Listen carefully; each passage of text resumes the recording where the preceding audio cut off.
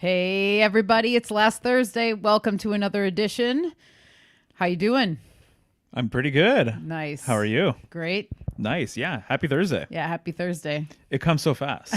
I know. Isn't it crazy? It comes fast during the week, and then the day flies by, and then all of a sudden it's 6 p.m. It's true. It's true. Yeah. If you're here right now live, thank you so much. We appreciate it. Yeah, thanks for joining us, and we're stoked to be here as always. Yeah, absolutely. Changing the weather today. Yeah, big time. Oh my goodness. We were having really nice, sunny, summer-like weather, and now it's back to cold, wet. It seriously feels rainy. like winter again. It feels like winter again. It's wild. Yeah, it is wild. And according to the weather, which I don't pay attention to too much, it is supposed to be this way for a considerable amount of days. So Right. we'll see what happens. Exactly. And Carl is joining us Yeah, today. Carl felt like hanging out tonight. He's feeling really good today. So he's having a good day. So he wants to be here He is. for last Thursday with everybody. Right on. Well, let's cruise through these opening slides here. Yeah, sure. So last Thursday, every Thursday, as always. And once again, thank you to the Patreon members. Yeah, we have a few more new people who signed up last week. Thank you again. So we'll just go through the list really quick. Chance, Binaboo, Inland Sea, Liam, Amy, Miri and Hank, Jenny G, and Erica. Thank you so much for signing up. Oh my goodness. Yeah. So excited. For sure. We love you guys. And man, it really, honestly, every ounce of support goes a long way. So many thanks. And if you want to support the channel, you can do so at patreon.com/thehealinghome. And also, too, I threw this in here. You had a great interview earlier this week with Beth Martins. Ah, thanks, Bob. Yeah, thank you for throwing this in. Of course. Yeah, we did. Beth and I talked. Our talk was great. I really love Beth. I love her even more after getting to know her a little better through our conversation. And I've actually had a handful of people reach out and make comments and say how much they loved the conversation as well. So it's been really nice to get the feedback. Mm-hmm. And also, it was really nice to just get to know Beth a little bit more. And, I knew that I was going to have an opportunity to talk to her at some point. I just could feel it. And I felt it on a lot of levels, but I also knew it would happen because I really wanted it to happen. And so I'm very much looking forward to being on her show as well. So that comes up on May 10th, which is already this coming Wednesday. Yeah, I was going to say. Yeah. Right around the corner. Coming up quick. And I'm pretty sure that it's going to be a live show as well. So Okay. that'll be on the King Heroes Journey podcast. Nice. Yeah. Would you say there was a highlight for you? Let's see. There were a couple highlights. I really liked hearing her story with cancer and her survival story of that and how she got through it, what the experience was like, what it taught her. Seems as though, how couldn't it be? But it was such a pivotal thing in her life, like changed her life in so many ways. And so I was really grateful that she opened up on that because that was one of the things that I really wanted to talk to her about. So that was one of the highlights, definitely, for me. It's a testament too, because I was just talking to someone else earlier this week, and the catalyst for them waking up or really making changes in their life was a divorce. And it was a big, long, messy divorce, super nasty, not good. But coming out of it on the other end, it was like that was the thing that got her to really change and start looking into alternative information, start taking her life a little more seriously. She became way more skeptical. And so she basically said that pre-divorce, she was a normie. Post-divorce, she's into numerology and gematria and like health and wellness stuff and everything else. And so it's just one of those things where we know a handful of people like that. Yeah. Where like going through a cancer scare or having something like this going on, some big health issue or whatever, was actually the thing that propelled them, to kind of change their life pretty much. So I think those stories are always fascinating to hear. Yeah, I think so too. And these big events like that, it's like, how could they not, I know, yeah. bring you into these places? And I think that, these, and kind of like Beth and I talked a little bit about this, you know, your shadows, your challenges, all these things, they're asking you, they want to be noticed. And so, you know, something like a divorce or cancer or illness or a death in the family or, you know, death of somebody close. All of these things are basically kind of tickets to the next level, in my opinion. And we talked about that. Right. And how it's a welcoming mat a little bit for you, for change. Right. You know, and a lot of times these things are really, really hard to go through.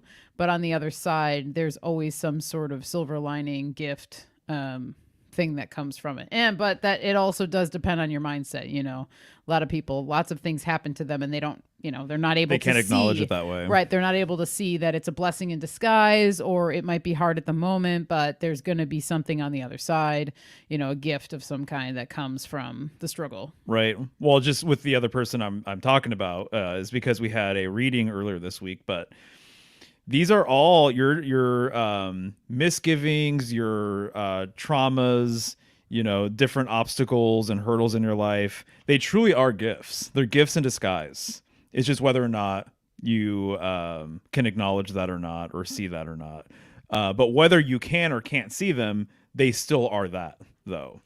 Right. Do you know what I mean? Yeah, no, that's true. And so anyways, it's just amazing. Once you come to this realization, it makes going through these types of situations like that much easier. That's true. And one of the things we talked about too was, you know, going through these situations, just like with anything, it's like building muscle. The more the more you are willing to go into the darkness or into the shadow, into these challenging situations, the easier it is to when you get to other challenges. You know what I mean?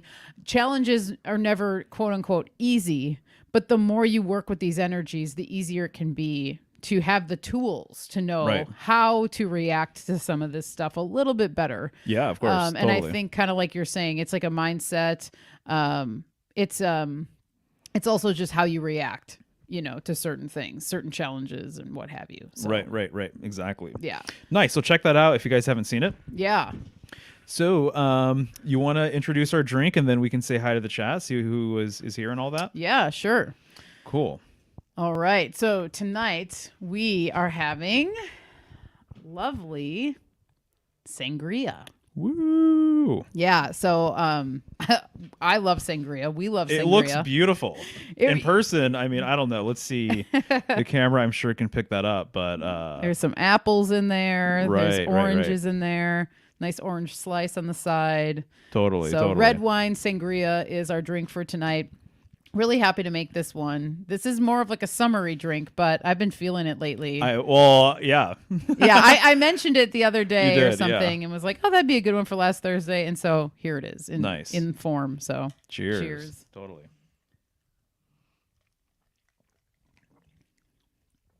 Oh, yeah. It tastes like sangria. Yeah, it's good. I also added some cinnamon to it, which I think cinnamon is key in sangria. Like traditionally, a lot of times they'll put like cinnamon sticks in it. Mm-hmm. And I didn't have any cinnamon sticks, so I just used powdered cinnamon. Just a little bit. And it imparts a really nice flavor. So nice. It's a good one. Thank you. Yeah, you're welcome. I appreciate it. Me too. Lovely. Yeah. I'm into it. Nice. Well, let's see who's hanging out here in the chat. All right, I'm going to scroll up here. What's up, Hank? Flat Earth Hippie. Nice to see you. Hey, Hank. We're going to see Hank pretty soon here. Yeah. That's my understanding. So that's pretty rad. Jenny G, hello. Hey, my lady. And artist seer Mari, we're going to see you too here pretty soon. Yep, on Saturday already. I know, really soon, just a couple days from now. We actually have to connect to figure out where we're meeting. I mean, I know the area, like I know we're meeting in Portland, but we got to figure out where exactly. So we'll get in touch. We're going to a comedy show. We are. That's why we're going to be in Portland, and then it works out that they're going to be around same day. Yeah. And so we're gonna meet up and see what's going on. Yeah. And which I've actually personally I've never been to a comedy show before. I don't think. Oh, really? I don't think so. Oh, okay. All right. Yeah. I've only been to, I guess, one. That was Norm Macdonald. Right. So I revel in the fact that I got to see him while he was alive. Oh yeah. He's awesome. That was a long time ago. It was almost probably over a decade, definitely, that I Right. saw him. But yeah, it's going to be fun. Well, it'll be interesting. We've had tickets to this show for months. I think we bought them back in the wintertime sometime, early winter. Yeah. It's been a little while. So we're looking forward to it. Still standing. Hello. How are you doing? Howdy. Sarah G. Nice to see you. Hey, Sarah. Kabir is here. What's up, Kabir? And what's up, dude? Chance is here. Howdy, Chance. Hey, really fun stuff last night. Yeah, Vibrant last night was seriously top notch. I mean, I swear every single one of these Vibrants, these Astro Herbalism series, in my opinion, each one gets better. I feel like it's really cool, and I feel like we're at a really cool point too, that we're all just, I mean, we all know each other, like whatever, but I feel like in that realm, in the Vibrant Astro Herbalism realm, we're all in like this really sweet pocket of feeling very comfortable with each other, just knowing kind of the flow of how the show goes and stuff like that. And so when that happens, I feel like things just really start to amp up in good ways. So it's been fun. Absolutely. Yeah. I was really excited for Taurus. Yeah, me too. And it sounds like, I mean, we talked about it last night. I think we all were.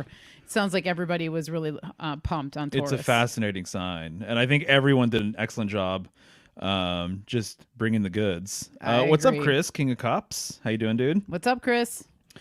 Odin's Raven is here. Ooh, nice. Interesting. Hi, I'm new. I mistakenly ate a destroying angel mushroom, and it was an eye-opener, even though I was already deep into the alternative way of thinking. Interesting. Destroying angel mushroom. Yeah, I don't I'm know not if I've ever familiar with heard that of that one. Right. So is it a psychedelic or is it poisonous or what's the deal with that one? If you feel like sharing. Right, totally. Oh, Moonlander is here. What's up, dude? Hey, Dave. And yeah, man, she saw Norm. I know. I was so jealous of that. Oh, dude. And it was like, it probably was 2008 or 9, I bet. No, maybe it was 2009-ish.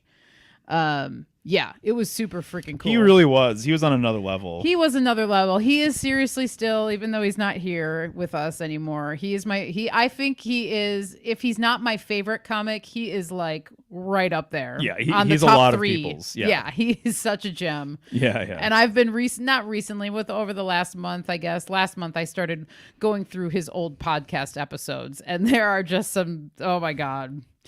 Yeah, there's some good ones. There's one in particular with Tom Green that I'm not even going to say the joke that I'm thinking of right now because it is whatever. Only Norm can do it correctly, and it's a little out there. But anyway, check out the Tom Green episode. There might be multiple, but it's freaking hilarious. If you like awesome. Norm and you like Norm's comedy. I'm glad at least one of us saw him. Oh, That's God. rad. I have fond memories. Cool. I know, man. Yeah. So Chance is saying last one was the best one yet. Yeah, I would have to agree with you on that one for sure. It flowed really well. Yeah, it did. Right on. Sarah's saying jam-packed. I need to listen again and refresh. Much appreciated, Michelle, Mario, and Chance. Yeah. Definitely. Good crew we've got going. Oh, cool. So Odin's Raven is saying, my Cherie turned me on to you. Oh, that's sweet. Nice. She's so supportive. She is. She's a sweet lady. Yeah. She's always promoting people. Always seeing her in various chats and stuff all over the place. Nice. Yeah. So as usual, we each picked a topic. Yes, we did. And we're both prepared to talk about said topic. Mm-hmm. And I don't know what you're wanting to talk about. You don't know what I'm wanting to talk about. And so, tradition here is to roll this die right here and see what number each of us gets. And then the highest number goes first. You should roll first. Do you think it's that time already, or is there anything else you want to talk about? Well, I was kind of thinking about that. If there's anything else, or if you had anything else. I mean, there's other things that I'm going to announce later. Okay, yeah. Personally. That's what I was thinking. It'll probably be later. Right. Because there's plenty of things for me to talk about with my topic, too. Okay. And so, not that we just have to rush right into it or anything. No, well then, we might as well then. Right, dude? So you're good then? Yeah. Okay, cool. Well, you want me to roll first? Is that what you said? Mm-hmm. All right, I'm going to do it. So, 4. Okay. Uh-oh. 3. Got it. Go first, baby. Okay, right on. Take it away. Sweet. I will go first. And yeah, so I'm going to talk about what Juan and I are going to talk about in a couple of weeks. Oh. And so I'm going to give a little preview for the show that he invited me to do maybe like a month ago. And he opened a whole can of worms by inviting me to do this show because there are so many tangential topics to get into with the main topic that we're going to discuss. And so he approached me. Well, actually, we did a show on H.P. Lovecraft on Interverse a long time ago now. I don't know how many months it's been. Wow. It was a while ago. But we did a show on H.P. Lovecraft, and so he knows that I'm interested in that topic.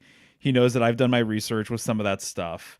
And so when you're going to talk about Lovecraft, and especially if you're going to talk about Lovecraftian magic, there's a figure that's worth bringing up whose name is Kenneth Grant. And so I had read a bit about Kenneth Grant leading up to that show. And he's an interesting guy because essentially what he did was he bridged the systems of magic together. And so he basically synthesized Crowleyan magic and Lovecraftian magic. He basically introduced the Lovecraftian mythos into the world of magic. And he was really the one who started integrating the Lovecraftian gods and using their name in ritual. And so this is the main thing he's known for. And so Juan asked, hey, do you want to do a show on Kenneth Grant? I said, sure. He goes, well, let's pick a book that we can discuss or an angle that we can discuss. And so I chose a book called The Night Side of Eden. And this book is all about what's called the Tunnels of Set. And so it's basically the inversion of the Tree of Life. So the Kabbalistic Tree of Life, you know, I'm sure you're familiar with it, right? Just generally what it looks like, right? There's 10 Sephiroth. Do you know what it looks like generally, the Kabbalistic Tree of Life, right? Yes, I do. Yes. And so the Kabbalistic Tree of Life generally has 10 Sephiroth. There's 3 main pillars. The middle pillar ascends above and below the other 2 pillars. Okay. And there's a million different things you can get into just with the traditional Tree of Life, right? And by the way, I just want to say too that my big angle with a lot of this stuff is I'm not practicing any of these rituals. I'm not even interested in doing some of these rituals, but just one of my side hobbies has always been just kind of tracking almost like occult history. Like, who are the main players? What are they introducing into that underground sort of current? Why do people follow some of these people? And man, I just have to say as well that a lot of these people are just not to be trusted. And so that's just one thing I'll say is that I'm fascinated with this information, but I try and come at it from a neutral position of being one, interested, but also being skeptical. So I don't integrate this stuff into my own personal life. I gleaned the information. I'm fascinated with it. I think it's really, really intriguing stuff. But this isn't something that I kind of like adhere to on a spiritual sort of level or anything like that. Yet I know a lot about a lot of these characters and kind of what they were up to and everything else. So that's kind of been a side thing for my symbolism stuff, has always been like reading books about the history of magic, you know, different magicians and occultists and what they were up to, the different terms that they kind of introduced, you know, into these spheres of influence. And obviously too, it just goes without saying, it's like the world of occultism is like a foundational piece of the world that we live in. Yeah, that's true. How many times have we heard musicians being influenced by Crowley? Oh gosh, tons it's like of them. endless, right? And a lot of them use artwork, Crowleyan artwork. Yeah. And for people with eyes to see, they can see that. The first band that comes to mind is Tool. I always think of Tool with that. Sure. Because that's usually their backdrops is like the 7-pointed star and right. Yeah. Right. Anyway. Totally. So, no, exactly. yeah. Tool's a good example. Mm-hmm. You know, obviously, like one of the biggest examples too is the fact that in the Sgt. Pepper's album cover, Crowley is like literally in there. Right. He's in the mix with everybody else, right? Right. And so there's all of that. Also, I'll just say regarding Crowley, personally, I think that there's a decent chance that his whole entire narrative, or an aspect of his narrative at the very least, is in some sort of way a construct. That I think that there is some propaganda psyopy angle with Crowley and everything he put out there. When he was alive, like, he was in newspapers and stuff. He was a well-known figure. That's not always the case with a lot of these occult guys. You know, a lot of these guys, they wrote stuff, but they kind of lived a very, you know, simple life or whatever. I mean, kind of from the outside view, you know, they kind of lived a simple life. They wrote a lot. They studied a lot, but they weren't well known. People didn't know who they were. They weren't being asked to be interviewed or, you know, anything like that. Crowley was an influential person in his day. And so what is that all about? Can you imagine being in the papers way back when, like, all the time, and people like knew who you were and you were already infamous and everything else? Like, that is a level of attention back then that is just absolutely nuts. You know, the average person did not have that kind of experience. Yeah, it's like superstardom, you know, for what that is. Yeah. Right. So he was already this notorious figure way back when. And so, one, I think that some aspect of his life, so we're going to go all over the place here. Okay. I mean, seriously, that's one of the reasons why I wanted to bring it up, is to kind of figure out the exact angle or distill the direction that I think is the most important. Or even just kind of acknowledge within myself, like, what do I want to talk about with all of this? What am I learning right now that is the most fascinating? Right. And so I also think that there's a possibility that Crowley had multiple players playing him, that there were multiple instances of Crowley, that maybe perhaps when you Google Aleister Crowley, there are multiple Crowleys, that it wasn't just one person that had this one narrative, one life, but that he's actually some sort of character. Yeah. Yeah. Doesn't it make sense with him? Oh, honestly, yeah. Even when you just look at some of the images of this guy, I'm like, I can't buy that this guy is this guy. Even like, it just doesn't make sense to me. I felt the same way about Charles Manson, and I know I've mentioned that too.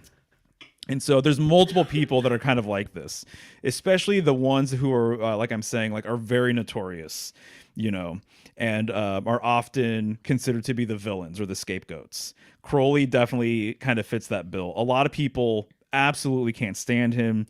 They don't like him at all.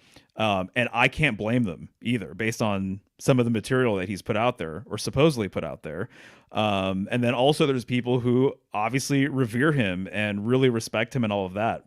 If that's what they want to do, that's what they're going to do. I feel like I'm somewhere in the middle. I really can't, like, I can't look at this guy and he's definitely 100% not my Messiah.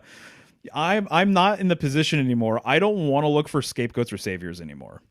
You know, it doesn't matter how evil you are to a lot of people. I just don't know if I'm going to have my pitchfork with the mob ready to lynch that person or crucify that person. I'm with you. You know, Yeah. If anything, I want to find the part that I'm playing in all of this. You know what I mean? I want to find things within myself versus needing to vilify some of these people. Right. Because you have a choice to either focus on them or just not. Because in the reality, and we talk about this kind of stuff all the time, it's like, regardless if there's pitchforks and this and that, majority of the time that person's going to carry on and just continue doing what they're doing, whether you pay attention or not. So if you're not liking what they're putting out, if you don't like the vibe, if there's all this shit going on, whatever, sometimes you're better off just walking away. Right. You know, and there obviously is always a time and a place to speak your mind and say your opinion and stuff like that. But anyway. Yeah. Whatever. No, absolutely. Segue. So. No, I appreciate it. Yeah. And so anyway, so Kenneth Grant is definitely a person who respected Crowley, respected Lovecraft, and fused their systems together. Or rather, used Crowleyan magic as a jumping off point and integrated the Lovecraftian mythos into some of his workings and rituals and everything else. And so Juan wants to talk about Kenneth Grant. I'm like, you know, I've actually been interested in him for Northern symbolic purposes. Mm. And so when he said, let's talk about Kenneth Grant, I'm like, okay, we can talk about Kenneth Grant. And then he's like, well, what do you want to talk about? I'm like, let's talk about the tunnels of Set, because there's a whole northern connection with the tunnels of Set and with the Clipothic Tree of Life. So that's the inversion of the Tree of Life. Okay. And so this is the night side of Eden. So it's the dark side of the Tree of Life. Okay. It's the inversion of the Tree of Life. And so the whole entire thing that really fascinated me a while back before that Lovecraft episode was learning the fact that there is, first off, just Lovecraftian magic in general. And when I started hearing about this, and we know some people who, at the very least, they're aware of some of this information and sell some of that material. And so when I started getting exposed to some of this stuff, I was blown away that the Lovecraftian magical current actually has a lot of northern symbolism baked into it. And the idea is that these tunnels of Set exist in the northern sky. And so to me, that blew my mind. I'm like, wait a second, what? So the dark side of the Tree of Life exists in the northern sky. I'm like, how does that even make sense? Or it's like, what is going on here? I want to kind of understand what this is all about. And so I started reading material about it.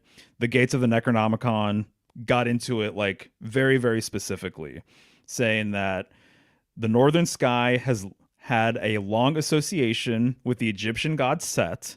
Set is a hybrid creature, and the head of Set doesn't even look like any other creature known in existence. And so a lot of people think that he's actually a fabricated creature, that he's never existed. This type of creature never existed. And people can Google it if they want to Google it or whatever. Mm-hmm. But that Set and his actual like head, he kind of looks like an anteater. We were talking about He kind of looks like an night. anteater. He kind of looks like a dog. Some people say he looks like a fox. Apparently there's a fox in that part of the world that has really long ears. And so some people have said really long, like kind of pointy looking ears. And some people have said that it could potentially be a depiction of this fox mixed with maybe something else. But Set has been known as a god of chaos. He's associated with storms. He is known for being more ancient than a lot of other deities, than a lot of other gods. And this is one of the whole entire aspects of this line of magical thinking, which is also known as Typhonian magic. Okay, so there are Typhonian systems out there. So when you say Typhonian or Sethian, or Lovecraftian, you're actually pretty much talking about the same thing. When it comes to these figures and these currents, you're talking about the same thing. So people who are really into this stuff, they use all of those phrases and terminologies like kind of willy-nilly. Like it's almost just like it all means the same thing basically.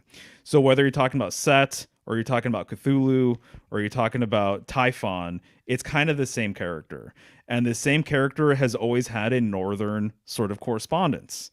And so as an example, the Egyptians believed that in the northern sky there was a thigh of a bull that was up there, which is where Ursa Major is. Mm-hmm. So it's the thigh of the bull. And I said this last night, it's also known as the thigh of Set. Okay. Right. And so this constellation is believed to be where Set dwells in the northern sky. They say that he actually exists behind Ursa Major. This is like part of the whole entire lore behind him and everything else. And that these tunnels of Set exist behind Ursa Major. And so when I was learning about all of this stuff, I'm like, this is just like supremely wild information to me. And so I wanted to learn more. So I did learn more. And I basically learned that Kenneth Grant is one of the guys that kind of put a lot of this stuff forward, integrated a lot of this information, and that there were OTO groups back in the day, in the 70s, that continued to synthesize a lot of this information and developed rituals to get further and further and further into the tunnels of Set. And Kenneth Grant was a guy who was such a seasoned occultist that he started advising some of these groups on how to take their magical workings to the next level. And so that's what I'm currently reading about right now, is some of these groups who really went very, very, very deep with some of these rituals and some of these workings and everything else. And so in order to prep for the show with Juan, I ended up going to a bookstore in Portland, and you were with me. And Yes, I I asked the was. guy, I'm like, hey, do you have any books that Kenneth Grant wrote? And he said, I do not. He goes, but I do have a book that I would recommend if you're interested. And he recommended it to me. And it's called Rites of the Mummy. And there you can see a silhouette of Set. And he's holding an ankh. And you can see that he has this scepter that he's holding. You can see that he's kneeling down. And then there you go. You can see Rites of the Mummy by It's a, this guy named Jeffrey Evans and Peter Lavenda. Go ahead. it's a really nice book, by the way. Oh yeah, Like right. it's bound The quality of beautifully. it. The quality. It's really nice. Yeah, no, I totally agree with you. And so I started digging into this book, and man, there's so much going on with it that I'm just like, my head is exploding with information. Like all of these fireworks are totally just going off. It's taking a lot of information that I was already aware of, and it's just leveling it up, honestly. And so I'm just very, very interested in this thread. And Juan even said it to me. He sent me a text the other day, and he was like, how weird do you want to get? And I'm like, let's just go for it, man, because I kind of feel the same way. Like the feeling is mutual, you know? And he was saying, because there's so much bizarre stuff going on with all this information that he goes, we could talk about this for like multiple episodes. And he said something along the lines of like, just one paragraph or one sentence of information that I'm reading is like something that we can kind of unpack like for an hour or two or whatever, and that there might be subsequent shows that we do about all of this, because it's just going to opens up the can of worms, a huge, huge, huge can of worms, basically. And so Northern symbolism is what brought me into wanting to understand the tunnels of Set. Occult history is also something that brought me into wanting to understand the tunnels of Set. One of the fascinating things about all of this, with this book specifically, is that they're really getting into the number 5, and they're really, really getting into the pentagram, the nature of the pentagram or the 5-pointed star, and the sacred geometry aspects of the 5-pointed star, and specifically the ratios of the 5-pointed star that are contained literally within the 5-pointed star. The big claim with this book is that in the 70s, there were some occultists that were reading the Book of the Law, which is one of the premier books by Crowley, by the way. Super small book. You can read it really quickly. It's not a big read at all. But this is the book that he claimed to have channeled. I think he claimed to have channeled multiple books, but this is one that he says that he got this divine download, I think, over 3 days in Egypt. And it was all sparked when his girlfriend pointed out this thing in a museum. And there's a million different syncs with the Book of the Law, which I think is really funny because very synchronistically, the book club that I'm a part of in person, the next book that we're going to go over by request from one of the members is actually the Book of the Law. Right. And so this guy named Badass book club, by the way. Right? Yeah, we're lucky to have people in our lives like in person that want to have a book club and want to actually like go there And just get into it. Yeah, and get into books that are a little bit more obscure and stuff. Totally. Cool. So he's basically saying in this book, he's outlining the history of the co-author in the 70s having this mystical experience. And the mystical experience that this guy had that unlocked some new information about the Book of the Law was that he claimed to have met his holy guardian angel, that he was on the brink of suicide. Things weren't really going well. He was on a bridge called Key Bridge, I believe in Washington, D.C. This woman came out of the fog. Oh. They had an encounter. They started talking about magic, and they started talking about the OTO and Kenneth Grant and Crowley and stuff. And this woman insisted, well, let's just go back to your place and talk about all of this stuff. They ended up going back to his place. They were going through his library. She was already familiar with a lot of the stuff that he was talking about. She wasn't familiar with Kenneth Grant. And they hit it off, basically. And so they talked about magic all night long.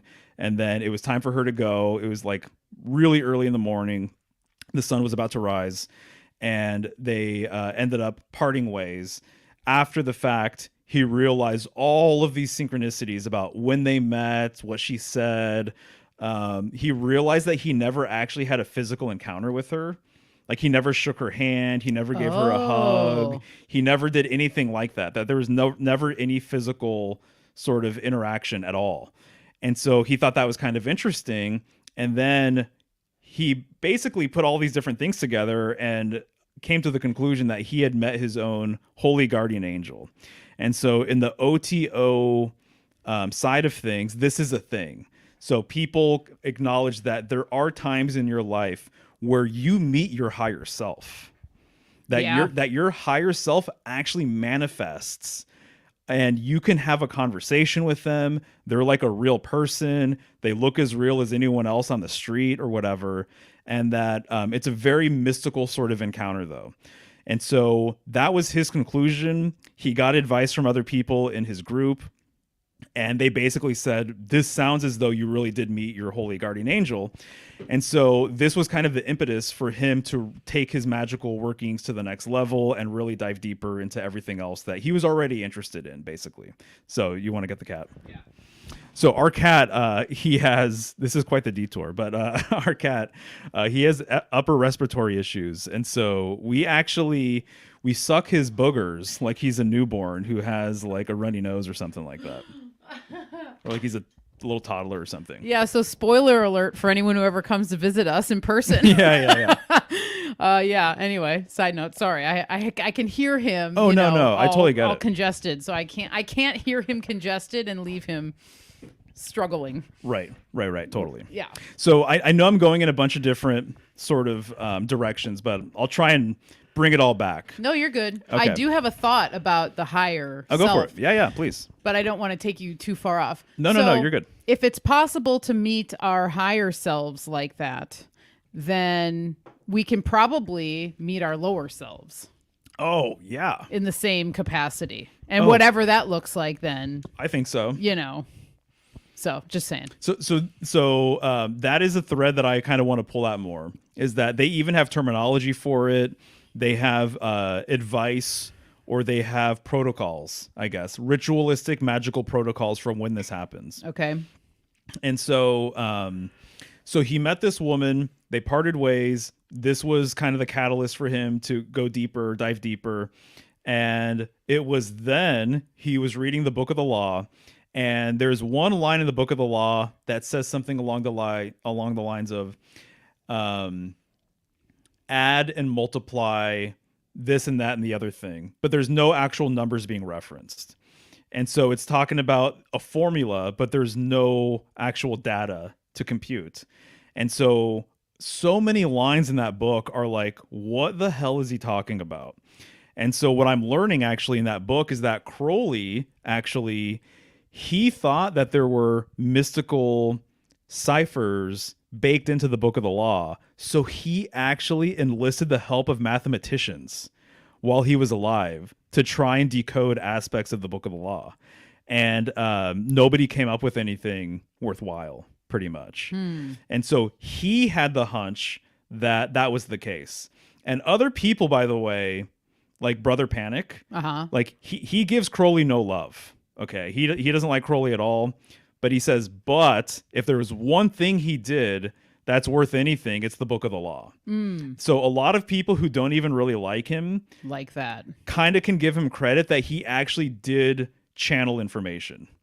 That the quality of the material and some of the metaphors that are used and some of the mythology that's used and everything else, once it's understood, because that's the other thing, is that it's so dense that a lot of people read it and it kind of goes in one ear and out the other, but there's a few key sort of ideas or concepts that once you wrap your head around it, you'll actually get more out of the material. And I haven't read it in years, by the way. So I'm going to read it sometime before Tuesday because that's when the book club is, but I'm going to read it before Tuesday. But a lot of people think that this is a legitimate channeled work, pretty much, And so Aunt Tracy channeled information. Right. This is a whole thing, right? Channeled material. Blavatsky. Blavatsky, Jane Roberts. Yeah, there's a lot of people out there that. And then even people who are just like really great artists and stuff. Yeah. A lot of these people, they're channeling information and they don't even realize it, basically. Right. And so, so in that line, he thought that it was interesting because all of the paragraphs and the pages and the lines, just like reading the Bible or something, they're all associated with a number. They're all so that you can actually refer to it and say, chapter blank, line blank, this is what is written, right? This is part of the book of the law, just like a scripture or something like that. And so literally every single line is like annotated and cataloged that way, organized that way. And so he realized that if you actually take the number that it's associated with and you put it through that formula, that you actually get the what's referred to as like the golden mean or golden ratio. So this is what's associated with the number 5. And so this is the ratio that allows the pentacle to even be a thing or whatever. And so the pentacle and the pentagram has like a super, super long history of being highly, highly revered. Slick actually said it last night, but the Pythagoreans, that their understanding of the pentagram was like next level, and that there's other groups who saw the pentagram and they saw a lot in it and they took a lot from it, and they realized that literally the proportions themselves of the pentagram, of the pentacle, of the 5-pointed star are completely divine. And basically what I'm kind of picking up is that the pentagram itself and the ratios associated with it, so this gets into like the golden ratio or the Fibonacci sequence.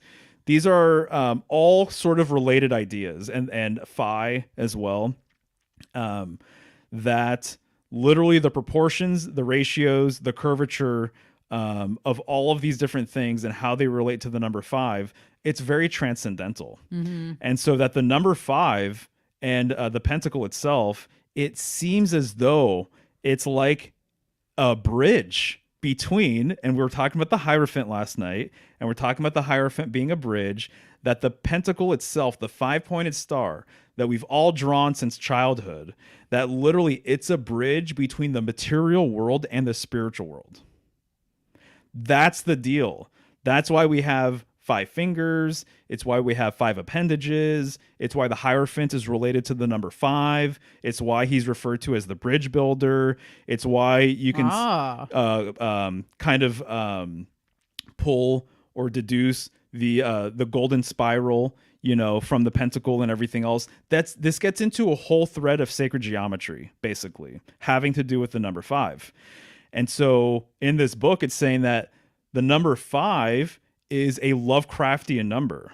And he goes through certain passages in this book where Lovecraft basically referenced the number 5 in multiple, very, very interesting ways throughout his whole entire, mythos building sort of work.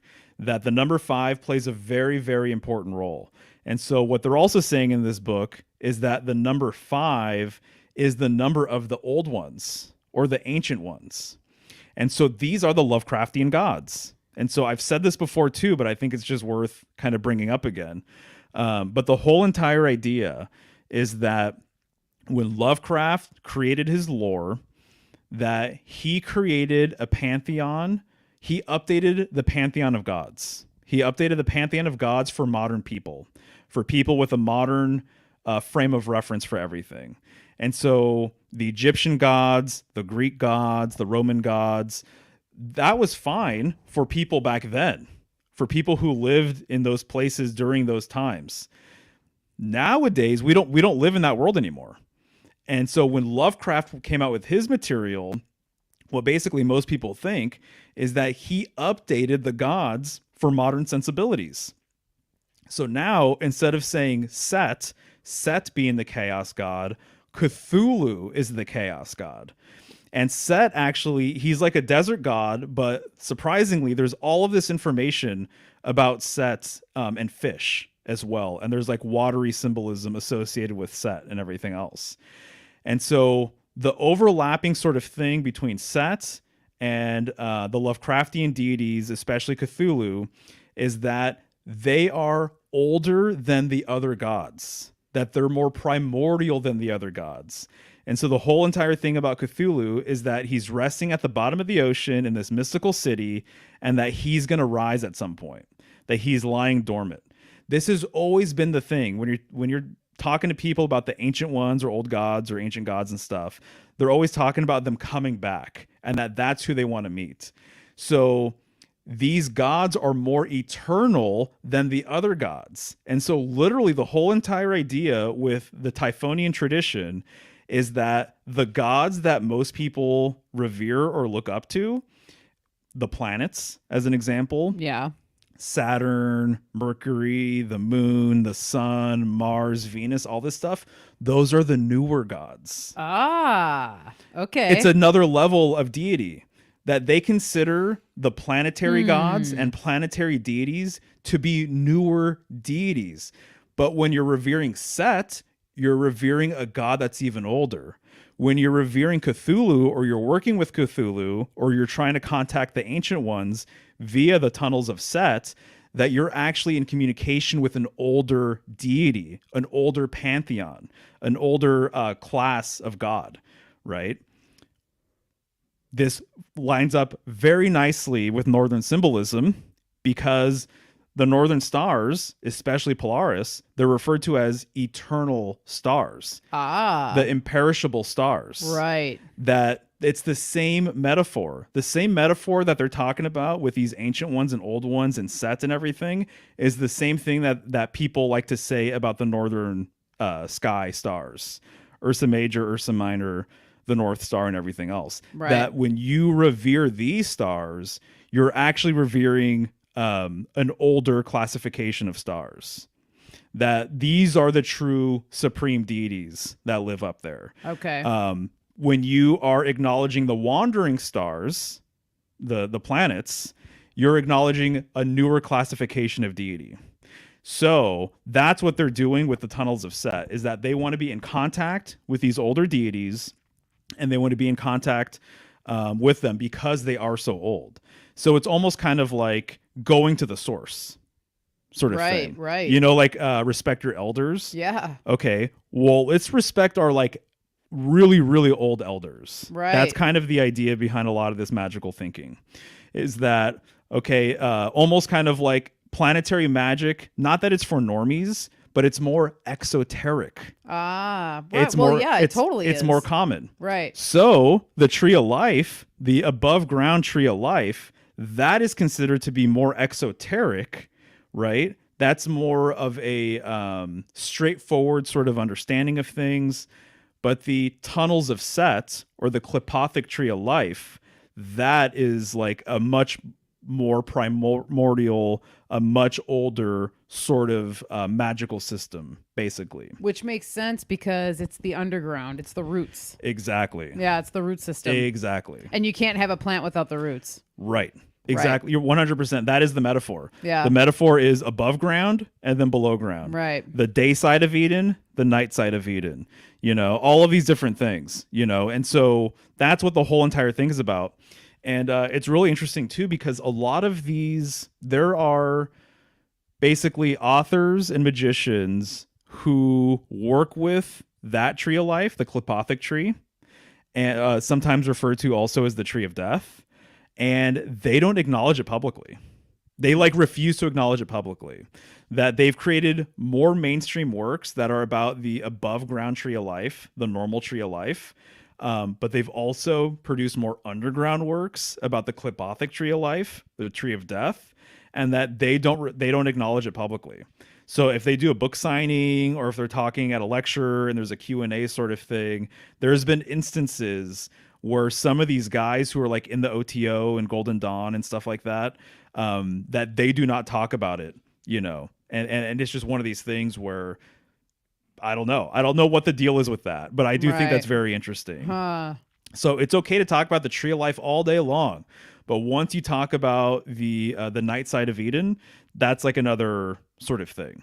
Well, it reminds me of kind of like how people, you know, I feel like there's certain magic, personal certain magic that is better for yourself. It's better to be kept to yourself because it's your own personal magic or whatever, if that matters. Yeah. So they might look at it something more like that. Right. You Yeah, know, possibly. maybe. Totally. That's the No, thought. no. That's what comes to my mind anyway Right. when you say that. So, the other thing with all of this is that in order to access the tunnels of Set, that the idea is that one of the metaphors is that Kenneth Grant was saying when you're accessing these paths, but the Clipothic paths, he saw them more as tunnels that are underground, Yeah. or like a sewer system underground.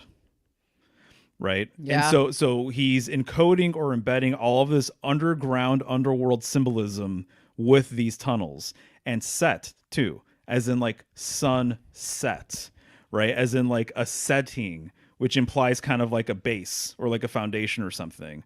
Or even my understanding is literally seat comes from set, by the way. Okay. So there's this like lower quality to it. There's this kind of underground sort of quality to it. The same way the sun goes underground at sunset, right? Right. Also interesting is that my understanding is that sept, as in septenary, as in seven, as in September, literally is a reference to Set.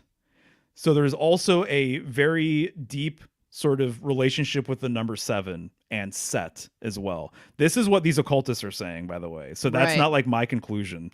This is what they're saying is that, oh yeah, the Set is an influential figure. So you're going to see the number 7 related to him. And then you're also going to see also scepter, and then the 7 stars of Ursa Major and 7 stars of Ursa Minor, that Set, you can see his influence, all over the place, basically. And so the other thing I was going to say, though, is that there's this understanding that there's a correspondence with our bodies and with the earth. And there's an understanding with, therefore, too, our bodies in the universe. That there's a relationship or there's a symbolic correspondence between all of these different things.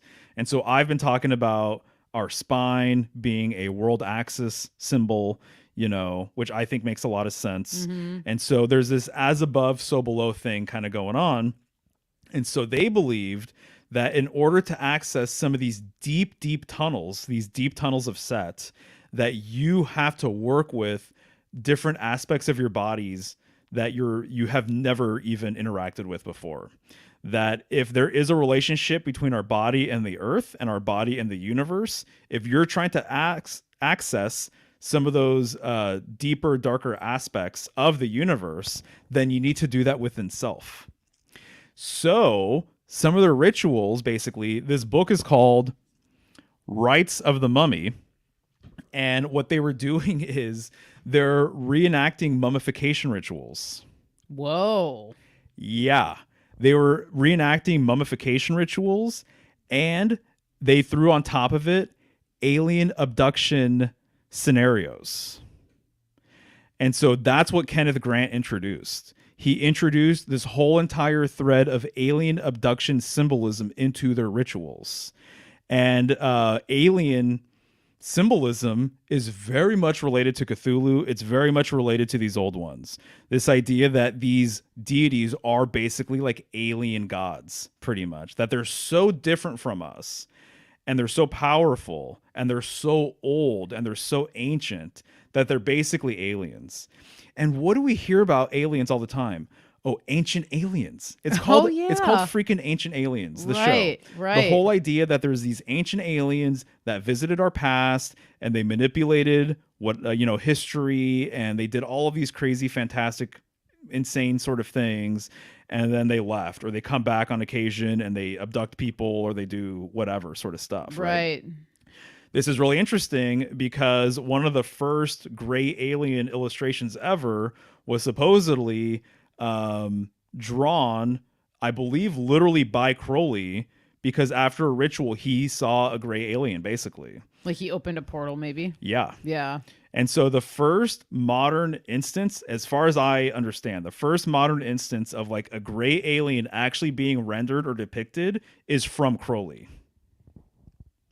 Huh. With the big head and small chin and everything else. Right. Almond eyes and the whole thing. The whole entire thing, right? And so what is going on with alien symbolism, alien mythology, and occultism? There's a much stronger link between all of that stuff in the occult, I would say. So Kenneth Grant introduced the idea of an alien abduction ritual.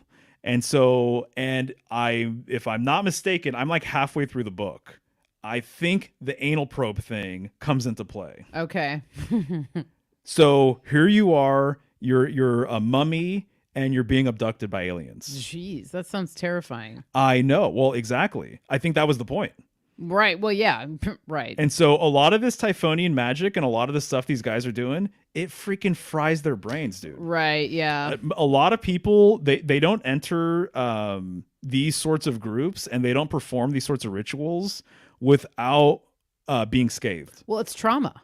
It's so traumatizing. And so it's like compartmentalization and how are you? I mean, imagine this. I'm just imagining this in my mind. You're a mummy and there's anal probes involved. How are you not going to break psychologically? Right. And then how are you not going to you are going to compartmentalize that, and then whatever comes of that is going to come of that, and then obviously it's going to affect your personality and everything else from then on. Right. And then the other thing that happens, and we talk about this before, or not before, but we do talk about things like this before, or often, is things like this. Then you need more to get you further. You know what I mean? Like with sex stuff. If you're into kinky stuff or drugs, like you've done one thing forever. Now that one thing isn't enough because you need the extra stimulation to get you further than you did before. And I feel like these rituals probably are very much like that. And so I would assume that they're really intense, to the point. Very intense. Yeah. To the point where it's just like, what? You're creating splits, you're creating all this stuff going on. Which that I'm open to the idea too, that these rituals, Kenneth Grant coming up with, hey, you know what? You guys should actually reenact an alien abduction. Right. Who the hell is this guy? Right. Well, exactly. What's his intention? Right. Who's he working with? Who trained him? Yeah. Exactly. Has something taken over? Right. Is he very acting likely on his own accord, or did he do rituals back in the day that basically opened him up to be ridden by some sort of demon or something? Oh, easily. Yeah. You know what I mean? And so I'm 100% open to that, because I agree with you. I mean, when I'm reading this stuff, I was just like, wait, what? And I'm like, so literally what you're dealing with is Egyptian, Lovecraftian, alien, black magic rituals. What the hell? Yeah. I mean, honestly, it boggles my mind. Well, yeah. Just hearing it is like, whoa, okay. Yeah. Okay. Yeah. So anyway, that's an aspect of what they were doing. The other thing that they were doing, apparently this Rites of the Mummy thing, is that they believe that they could create some sort of ritual where it's based off of an ancient Egyptian mummification thing, and that they can turn somebody into a battery. Oh. And it gets into like polarity and positive and negative and like magnetism and like all this stuff. Whoa. So it's literally like an electrical sort of thing, that there's this electrical current that they could tap into and they can turn somebody into a battery. That's one of the whole entire ideas behind this. And then a battery for what purpose? For what purpose? Yeah, exactly. And then can they, if they are able to control these people, can they turn it on and off for their own uses? And then a battery goes dead at some point. Ooh, that's just like, that's dark. And then if it's a battery, who is using that energy? Exactly. Right. Are you creating a battery for something on the other side? Right. Probably. Are you creating a battery for some sort of demonic entity? And most of these things are like experimental. So they might Yeah, not even know what's going to exactly. happen. And so it's 100%. like You're a right. guinea pig kind of thing. And I would assume, I mean, as we're talking, as you said earlier, we're not actually practicing these things. No. You read about it, you learn about it. But it's just like what is the process of getting someone to do this? But I also think that there's so many people out there that are so much more willing to just allow things in, or be more naive about kind of being loose with these sorts of things, that they might not even know what they're getting into. Oh, dude, exactly. You know? Well, this is the classic thing with working with spirits or entities or demons or whatever. The person who you're creating these contracts, okay? Oh, yeah. So you're you're creating these contracts with these things. And so somebody might say, "Hey, I want to be famous." Okay, cool. Well, I'll give you fame and fortune and popularity and all these things, but they're not doing it for no reason. Right. What I've always heard is that if you're going to commit to a contract with an entity on the other side, they are always getting the better deal. Right. House always wins. The house always wins. Exactly. So you might get something temporarily for 40, 50 years. Right. But that demon or that entity might be hundreds or thousands or whatever years old. Right. You know, so it's like, cool. Yeah, I'll gladly give them, whatever they want, whatever materialistic, mundane sort of thing that they want, or egotistical thing that they want. Right. But at the end of the day, I know that by the time they're done, I got them. Right. Right. So it doesn't work out in your favor. So yes, all of these points to me are very well taken. I'm right there with you. I'm like, what the hell is really going on here? Mm-hmm. Who are these people? Apparently this Typhonian tradition has existed for a very long time, and that there have been multiple currents and multiple iterations of the Typhonian tradition. And this is just one version of it as of the 70s. They were doing this stuff in the 70s. You know, and so that's a lot of the stuff that he's getting into in this book. Wow. And the guy who co-wrote it is Peter Levenda, and Peter Levenda is also, he teamed up with Tom DeLonge from To the Stars Academy, from Blink-182, excuse me. Yep. And they started all the small things. Please stop. That's what I don't know. I hear Blink-182. That's what I hear in my head, and I'm like, no. Anyway. Yeah, which to me is hilarious. So this is basically, I liked Blink-182's album before, like probably very early stuff. Right, when I was in junior high. Yeah. When I was in junior high, they were getting around everything else, and I'm like, oh, these guys are cool. At the time, it was right up my alley, you know. And then they blew up, and it became this thing, and it just drifted away. It's the classic sort of thing of like, oh, well, they were my band, and then now they're everyone else's band and stuff. So right. I was a jaded hipster by the time I was like 15 years old or whatever, 14 years old. And so anyway, so Peter Levenda teamed up with Tom DeLonge from Blink-182 to start To the Stars Academy for UFO disclosure sort of purposes.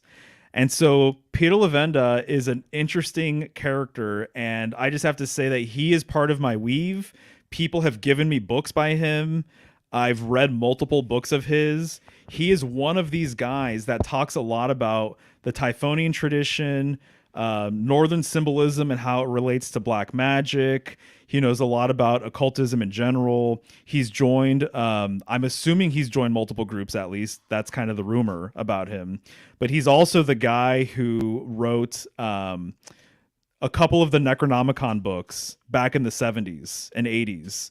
And he went under the pseudonym Simon. And so it's kind of come out now that he's one of these guys that wrote some of that material. So he is on my radar so much. And William Ramsey, he's like an occult investigator guy. I was just listening to him and Juan talk about him. And he is like, this guy is like bad news. Yeah. He is in the mix, and he's probably way more powerful than people realize. And apparently there's photos of him with like Podesta. There's like photos of him in like ritualistic settings and stuff like that. And I don't know. I don't even know like his whole entire history. I just know that for whatever reason, his work seems to kind of gravitate my way. And when I was looking into Kenneth Grant, the book that the guy recommended at the bookshop happened to be by him, and I didn't even know he wrote this.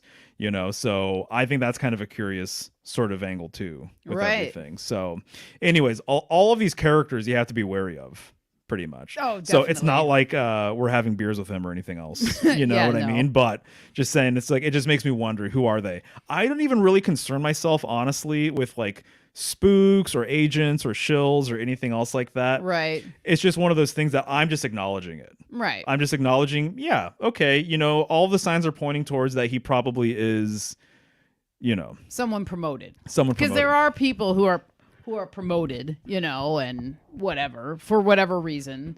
They're groomed or, right. gatekeepers, whatever you want to call them. It is real, but. So this guy talking about Typhonian black magic involving Cthulhu and aliens is also part of a disclosure project with the guy from Blink-182. Yeah, weird. Like, it's just strange. All of this stuff is super bizarre. Right. So I'm still chewing on it. I'm still unpacking it. And what else was I going to say? Peter Lavenda, Tom DeLonge, Kenneth Grant. It was just right on the tip of my tongue. Oh, freaking Michael Aquino. Oh, yeah. Temple of Set. Exactly. All right. So how much of this stuff was he originating or preparing or participating in, So there's also people online, by the way, who have little occult orders where they revere Set in a very positive way.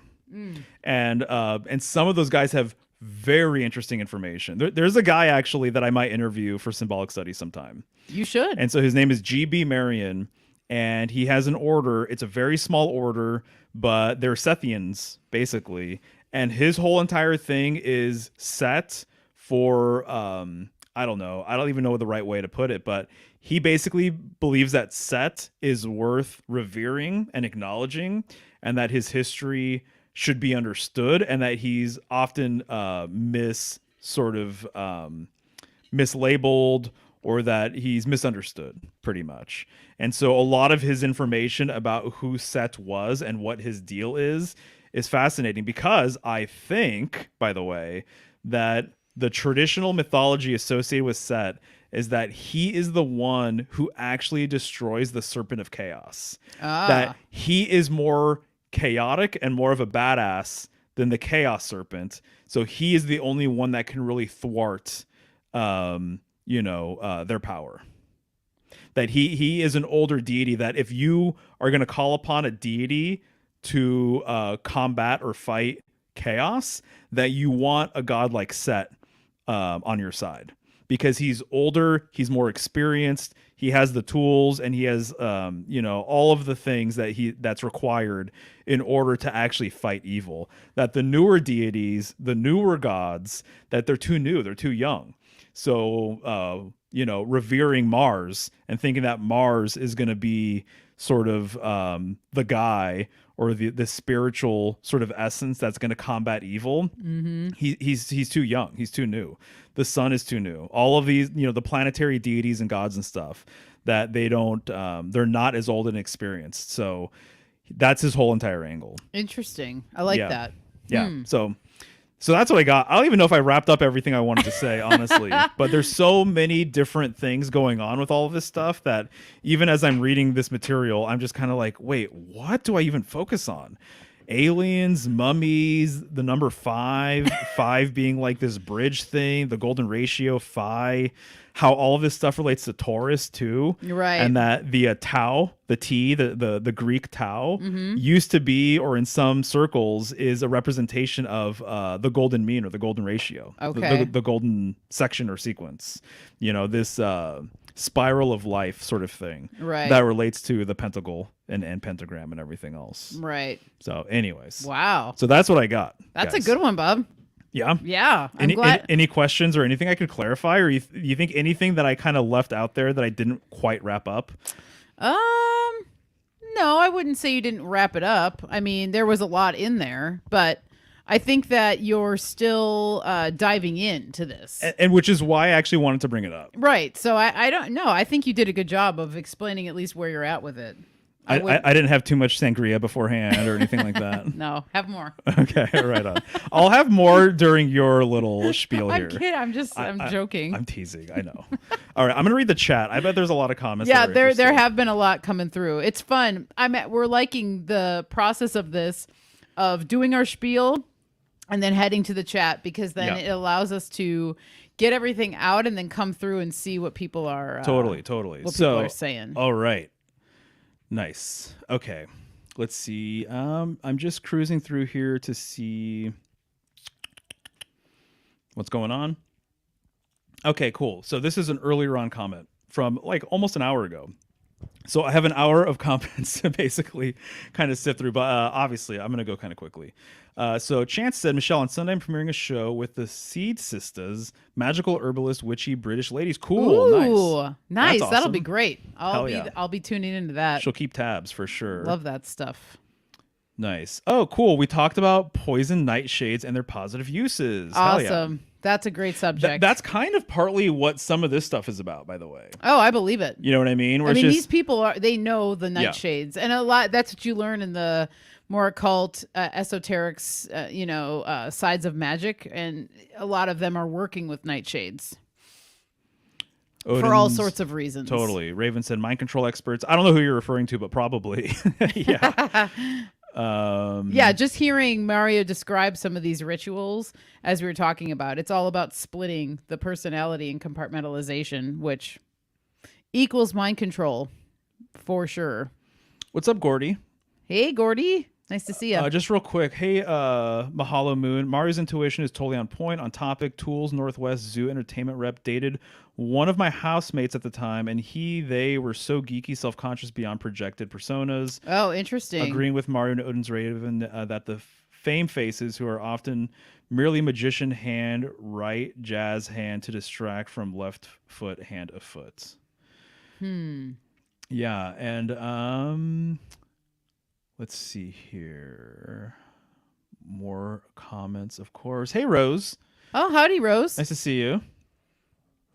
Welcome to last Thursday. Yeah, welcome. Chance is saying all stars in this chat. I agree, dude. Yeah, every Thursdays. It's awesome. Hey, Cozy Crone. What's up, Andrea? I don't know if we said hello yet. Did we say hi to Stacy by chance? I don't think so. What's up, Stacy? Hi, Stacy. Oh, hey, Erica's here too. Safe travels. Howdy, Erica. Glad you're catching it live. She's one of the patrons. Yep. Yeah. Erica's so supportive. Erica and I have also had a consultation together, which was awesome, and she's just always very supportive with everything. We appreciate her. That's cool. I hope to meet you someday, Erica. It'd Nice. be really fun to hang out. Mahalo Moon says that he's sincerely kind of wanting Mario and Michelle to write occult/y healing heart romance novels now. We'll see about that one. Dude, that's funny. That's a good suggestion. Yes, Kabir. What's OTO stand for? Ordo Templi Orientis. Yeah, you got it. All right. Oh, I'd like to hear this at some point. Chance is saying, if this is all true, I think I met mine once. I think he's talking about the Holy Guardian Angel. Yeah, probably. Yeah. I want to talk more about the Dark Angel, the Holy Dark Angel. Because to me, when you say that, and then the first thing I thought of was, well, then there has to be the flip of that. Right. So anyway. Yeah. Just putting it out there. That's interesting. You would be interested in that side of things. Knowing you. I probably, know you, yes. But that's interesting. Cool. I mean, I think it's fascinating. You have to, when there's light, there's dark. Hey, Lee. I think you took off, but nice to see you briefly. What's up, Lee? Thanks for being here. It's cruising through here. All right. Right on, polymathing. Thank you regarding the 5 weave. Yeah. I wasn't even planning on getting into it at all. Honestly, this book inspired me, though, I mean, I was reading the book, obviously, and I'm just like, whoa, this is really powerful. And then we're in May, the 5th month. Again, the Taurus thing with 5. And then Venus creating this 5-petaled flower sort of thing in the sky. Very, very intriguing stuff. Yeah. Yeah, Cozy Crone. Mummy reminds me of sleep paralysis. Oh, dude. Totally. Yes. I think that's like kind of like some sort of aspect of it. That makes me think then, okay, what type of dream work are these people doing with these people? Like, because I often wonder, I think that magically people can tap into dreams. Like they can tap into the other people's dreams. They can enter other people's dreams, just like, people have practices of meeting each other in dreams, planning these places out, having places where you meet. So what type of magic were people like this doing, especially with the mummy? That's a great point, Andrea. Yeah. Okay. That's making me think about all sorts of I all think sorts she's of on stuff. point. Yeah. Totally. Yes, MK Ultra recipe for sure, Yep. dude. To the max. This is a great Wild Thursday topic. Yeah, I agree. It's freaking wild. Absolutely. I was thinking of other stuff to talk about. I'm like, no, this is the one. All right. Yeah, I agree. Magical oaths are dangerous. Yeah, for sure, man. You're doing other people's spells and everything else. Not my personal recommendation. It's not how I roll. I just think it's really interesting to know even what people are doing out there and how they're utilizing, their magical energy, and how oftentimes too they are just kind of giving it away to other things, other people, organizations, stuff like that. So I hear you loud and clear.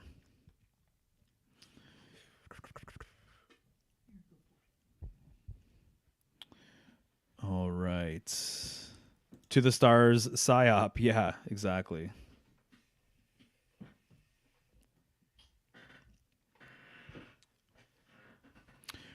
So the Blink-182 guys have MIC family connections. MIC, that is escaping me, that acronym. Like MIC, not MIC5, is it? You're thinking of MI5 probably. Oh, MI5, yeah. Yeah, no, Tom DeLonge is a Freemason. I could see that, absolutely. I haven't even looked into it that much, but that sounds about right. He always seems like such a jerk to me. So George is saying Carl Sagan was making alien demon encounter connections, all taken with a grain of salt, but the accounts are very similar overall. Yeah, totally. Exactly. Hey there, Bird Dog. Nice to see you, dude. Howdy. I'm actually going to be talking to George here on Monday, I believe. Looking forward to that one. Nice. Yeah, he's right. We say set so often in our day-to-day. It's crazy. Ah, yeah. Yeah, set the table. Exactly. Mm-hmm. Right. All right. I think we're getting close here now to the end of the line with comments. Good stuff.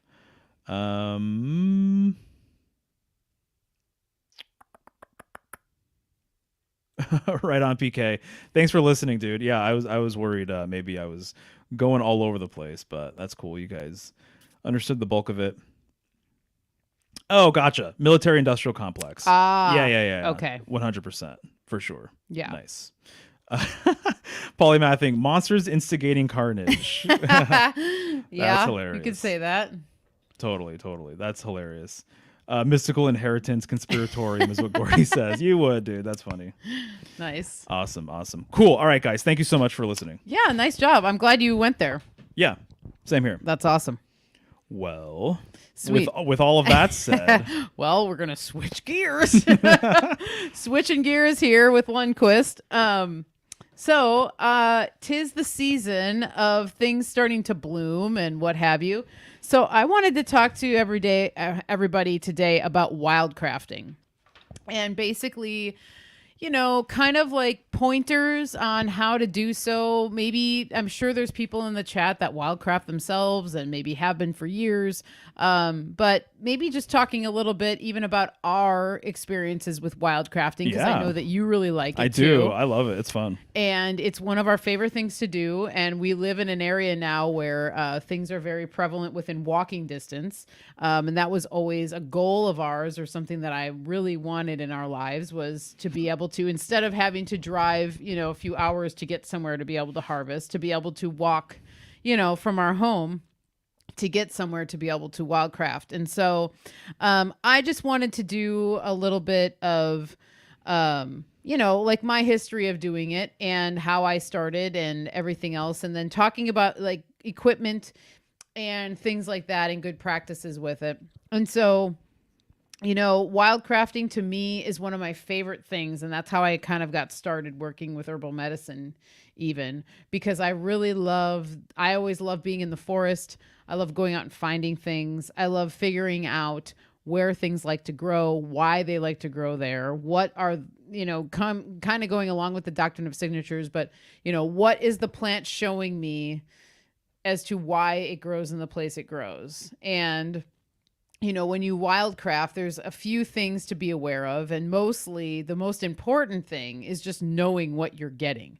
You have to really be careful with, you want to know what it is before you're harvesting it, because you want to know if it's even usable. Is it safe? Is it poisonous? Whatever. Most things are safe in general. Mushrooms I'm not as familiar with, so I'm not going to really be going into like mushroom harvest, but I'm just going to be talking about plants more or less. But one of the more important things is to have, I know there's a lot of apps out there right now. I don't have an app on my phone because personally, when I go out into the woods and I'm doing this kind of work, I don't even like to have my phone a lot of times, unless I'm planning on shooting a video or something like that. But having a plant ID book for your region is super crucial. Yeah. And so there's a book here. This one is actually pretty decent for our area. So it's Edible and Medicinal Plants of the West. So this is a pretty great book. Gregory Tilford wrote this one. And I like it, actually. It's one of the first ones that I purchased. So there's a lot of basic plants in there, a lot of very common plants. But if you can find a great wildcrafting book for your region, that is the way to go, because I take this book on all hikes. When we go somewhere and I'm kind of on the hunt for something, I always bring that book with me, because you never know. And it's actually, even if I'm not planning on wildcrafting, I'll have it with me, because sometimes it's fun just to like find something and to be able to identify it, and validate it with the book, And so I want to start out with a little story that I've told before. It's all blurry. That I've told before that is on my YouTube channel. I'm trying to unblur this. Because anyway, whatever. I think sometimes I'm in focus though. Yeah. Yeah. Right. But right. So I have this up on my YouTube, but for people who don't know this story, I'll just tell it. So last spring, I went on a hike with my good friend Vanessa, and we were hiking, and we were walking up. We were starting to kind of summit the mountain that we were on. And along there was like some, just like a gentle little stream of water coming down the mountainside. And I noticed there was a plant that kind of looked, looked really intriguing to me. Kind of looked like asparagus. It kind of looked grassy. And I knelt down and I tasted some of it. And I, was just nibbling on it, whatever. I'm like, okay, this seems to be that it would be pretty gentle. Like, it doesn't seem like it would be anything, harmful or whatever. And so after I tasted it, I said, well, let's look it up in the book. And so what I'll typically do in this book specifically that we showed, this book in the back has poison plants, like poisonous plants, toxic plants that could be toxic if you had them in large quantities, or just gives you something to like kind of, look out for. And so when I went to that back section, I first opened up and I found the plant, I identified it, and it looked exactly like a plant called death camas. And I was like, oh, that's a nice name. That's great. And so I was like, oh my God. Okay. And I kind of, I had that moment where I was like, well, I think Do you open to find it? Yeah, I think I may have eaten death camas. And my friend Vanessa, being a good friend, was very concerned.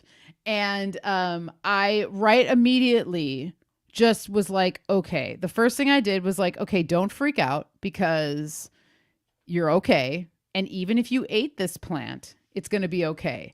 And the realization I had in that moment was, if I ate death camas and I die on this mountain, I am okay with it. And my first concern was, if that's the case, how the hell is Vanessa going to get me down from this mountain? And my second thing that I thought of was, I just want to make sure to tell Mario that I love him. And I always loved him. And I always will love him. And so I had that moment. Aw. Have you ever had one of those moments where you almost are like, hey, death might be right here? I had that because it looked exactly like this plant. And whatever. I was like, okay, so let's just take a seat and we'll sit down and, I'll know within 5-10 minutes if something is wrong, right? And so we waited about 5 minutes or whatever. And I was like, yeah, I think I'm good. And so I paged through the rest of the book, and it turns out death camas looks just like a plant called blue camas. They look almost the same, but they have a few different identification things about them. And so, long story short, what I ate was blue camas, which actually is an edible plant that used to be used, actually it was used in trade back in the day, like among the native tribes of this area and other areas, but it used to be used. It was kind of like a prized plant. So it was used for trade. It was used for food. It's an early spring food, actually. And if I remember right, I think it actually is in the asparagus family. And so you can eat it in that way, like the very young shoots of it. So I just wanted to share that story because to me, it shows the importance of before you go to taste something, before you think you know what it is. If you don't know what it is and you have a book with you or you have an app, just look it up, because there are so many plants out there that look similar to plants that could be poisonous. And so that was just one of the things. And that just happened to me last year. And so I've been studying, working with, communing with herbs for over a decade now. And so it just goes to show you that even a person that has been working with plants for a long time can still, you think that you might know and then you don't, And so I've learned the value, and I talked about this in my Telegram group the other day, but I've learned the value of knowing when to say you don't know something. Yeah. Through herbalism, and herbalism has opened so many doors for me, and it's been such a humbling practice for me, because one of the things I really took stock of while I've been working with plants is the importance of saying you don't know something when you don't know it. Because especially if you're working with other people, you're planning on sharing something with other people, you're on an herb walk with somebody, you're even just on a hike and you think you know what it is. If you don't know, say you don't know. Because I can remember what I used to do was be like, well, it looks a little bit like this, and because your ego or whatever, your pride doesn't want to say you don't know. Right. But it's okay to say you don't know, and it's better to say that you don't know. So anyway, I wanted to share that story to just kind of... It's a good one. Yeah, give you guys just the importance of knowing what... Just really taking stock of paying attention to what plants are and what they're offering and what you're working with and what you're looking at, because there's so many lookalikes out there of certain things. Mushrooms are the same way. There's turkey tail and there's false turkey tail. Neither will get you sick, but there are two different ones. You know what I mean? And they look very similar, but when you know what the real turkey tail looks like, you can see a false turkey tail and say, no, that's false and this is real. And so before you just start picking and taking it home and then identifying it, it's just, you might want to know before. But to each its own, and everybody can do what they want to do. So with that story aside, and wasn't Vanessa, like, she was more concerned than you even? Oh, she was really shook up. Yeah. Like we ended up turning around too, and I smoked a joint and I was fine and whatever, I was like, well, let's, I'm good or whatever, and I smoked and she was just like, how are you smoking right now? And bless her heart, because she was very concerned, and then she was a little concerned that maybe it would still be death camas, but I knew at least giving it 10 minutes, some of this stuff will happen really fast, And so anyway, but yeah, no, she was really freaked out, and I appreciated that because I know that she was just concerned for me. But yeah, we ended up just kind of turning back and going back down the mountain, which was fine. And I understood why she would be freaked out by that. But I was grateful to have her with me, because I knew too that it was an experience for both. It was a great experience for both of us, because it's always just a good reminder, and it was humbling too, for me. Oh, God, just yeah. to remember, it was like, yeah, you probably don't just pick something and just put it in your mouth if you don't know what it is. If you know what it is, sure, go for it. But like I said, to each its own. Sometimes you just have to. Sometimes you have to learn the harder way. You know what Dude, I mean? It reminds me of listening to Balderson talk to one of his alchemist buddies, and they were talking about the nature of experimentation and the nature of figuring out how certain things work. And if you're creating medicine, guess who's going to take the medicine first before anyone else? Exactly. Guess how you know it's actually effective and that it works, or that it's potent, or that it's a dud, or that you messed up, or whatever. It's like, you're going to be that person. Right. And so you should be that person. And this is the thing that has been taken away from people too, is that now they're just trusting the science. They're just trusting the experts and the scientists, or these, pharmaceutical companies, or whatever, and so people no longer do this for themselves. Beforehand, I think that people were, they needed to try some of these things and figure out, oh, well, it turns out this is the false version of this plant or whatever. And now it's just kind of like everything has been so curated for people that they just blindly take things without ever questioning it, without even really knowing what's in there and everything else. So if you're going to be a creator of this kind of stuff, you have to be that person. You have to do it cautiously. Right. But I really think anybody who is making their own medicine, or anyone who, especially like these alchemist guys, if you're making stuff on that level and it's like kind of next level science, and you're integrating all of these like older forms of art, spagyrics or whatever, all of those people, they have their stories like this. Right. Yeah. Oh, totally. And so, I mean, obviously you got away from this one with like no damage. Yeah. That's not always the case. It's true. And I remember I told this to my mom, and she was like, oh, she was so scared, and she just was like, oh my God, don't just eat plants and blah, blah, blah. And I can understand, why.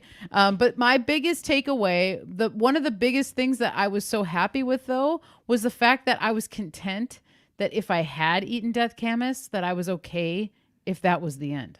That to me was one of the bigger like epiphanies for myself anyway, that it would have been okay. Or I would have been okay. Not to say I want to die, but knowing like that feeling of knowing that could have been a possibility, and then being like at ease with it or whatever. So anyway, it was a beautiful and a little bit scary experience, definitely at the moment, opening that page and going, oh God, okay, buckle up, and drink some water.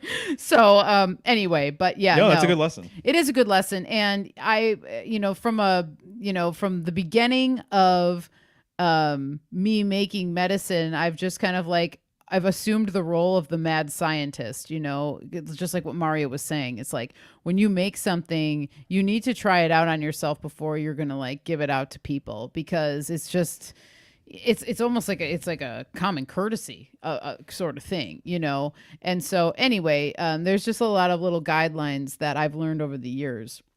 And so with wildcrafting, I wanted to talk a little bit about very simple, attainable equipment to have on hand when you're wildcrafting. And first off is a really nice pair of shears, or if you don't want to get shears or you don't have shears, you can literally use a nice sharp pair of scissors. Because, you can also use your hands. There's certain herbs that would rather just be pricked. You can pinch things off, flowers and things like that.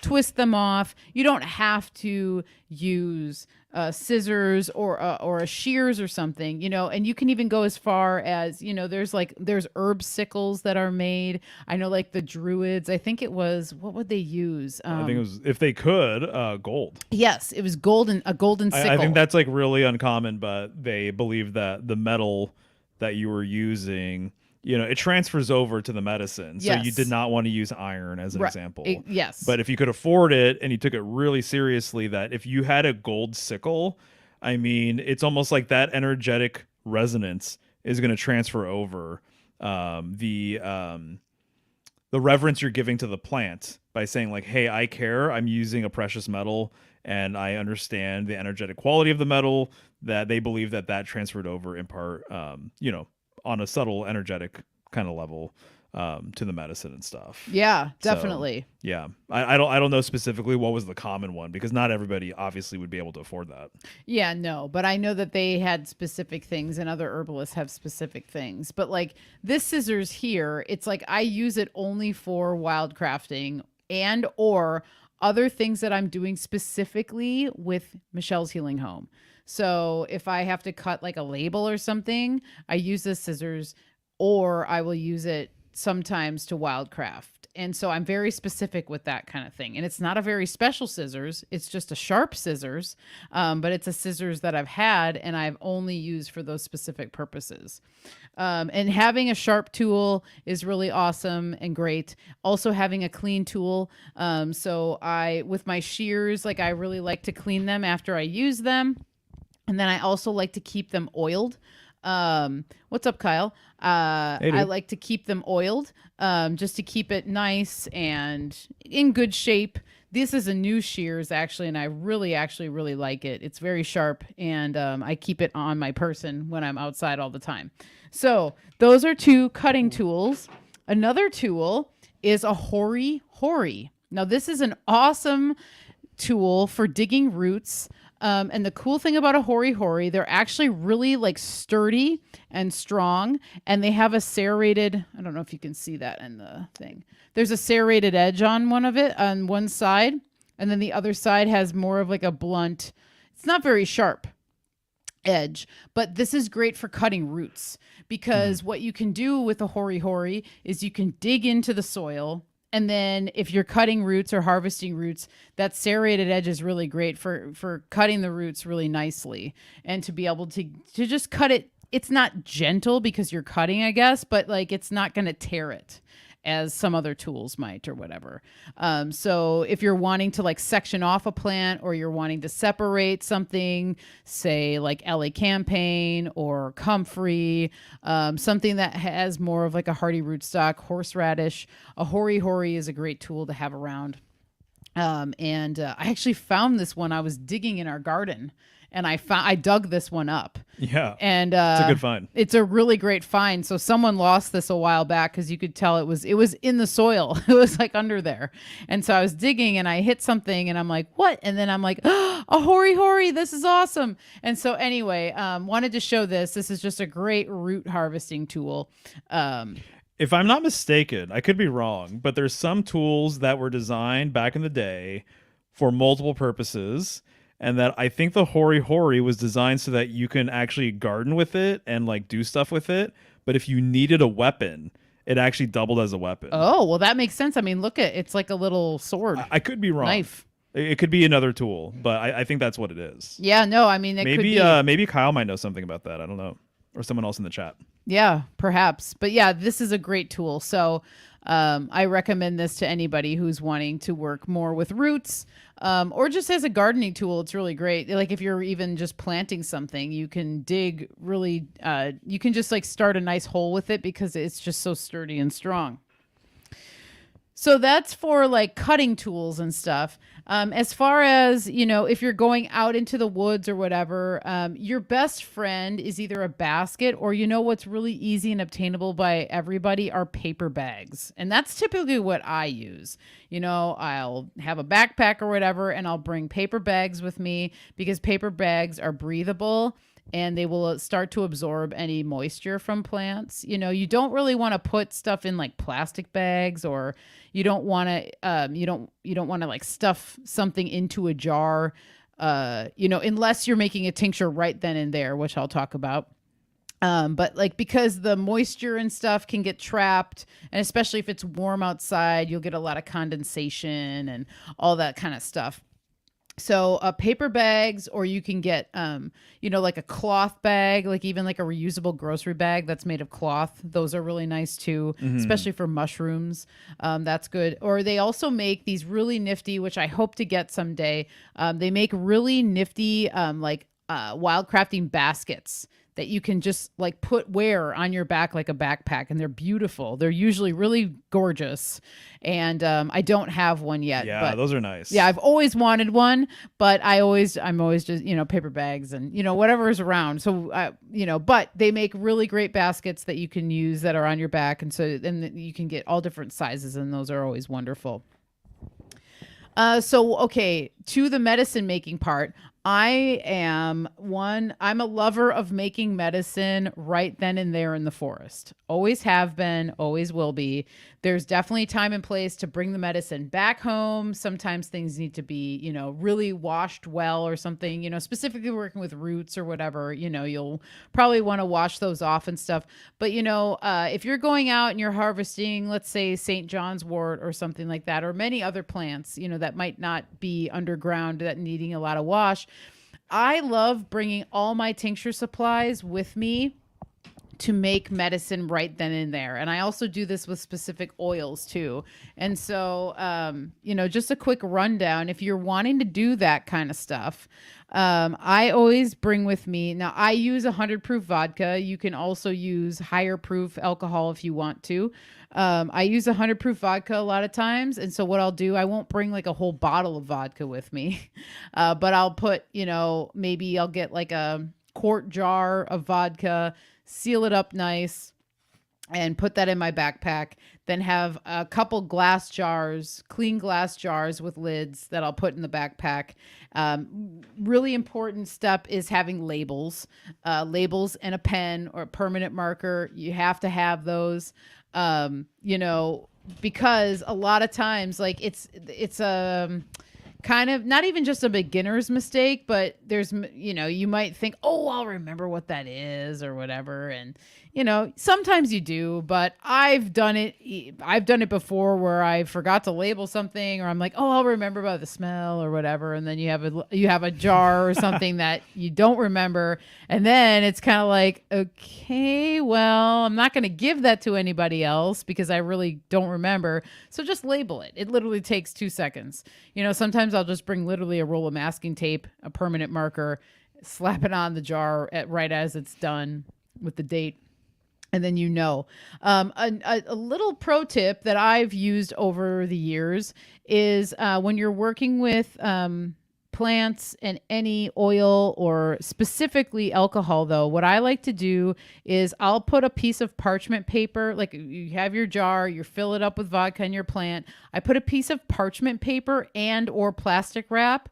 I seal the jar with that first. Then I put the lid on, because what can happen is that the alcohol and even the oil can kind of, if it's a metal lid, it can kind of react with that. And I've had it specifically with vinegar. If you're using a vinegar, do not use a metal lid without protecting that metal, because the vinegar will begin to corrode the metal, and it'll go right into the medicine, and just no bueno.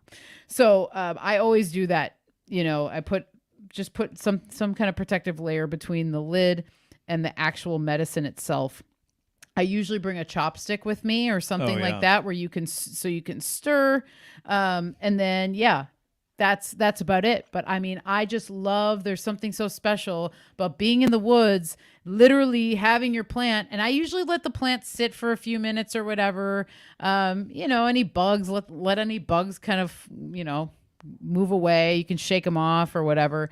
And then just make it right then and there, right where you harvested it. There's something so powerful and potent about making medicine that way. I agree. Yeah, and I love it so Yeah. much. It's one of my favorite things to do. And yeah, so that's kind of like a rundown of just like a wild crafter's DIY medicine kit that you can take into the Nice. forest.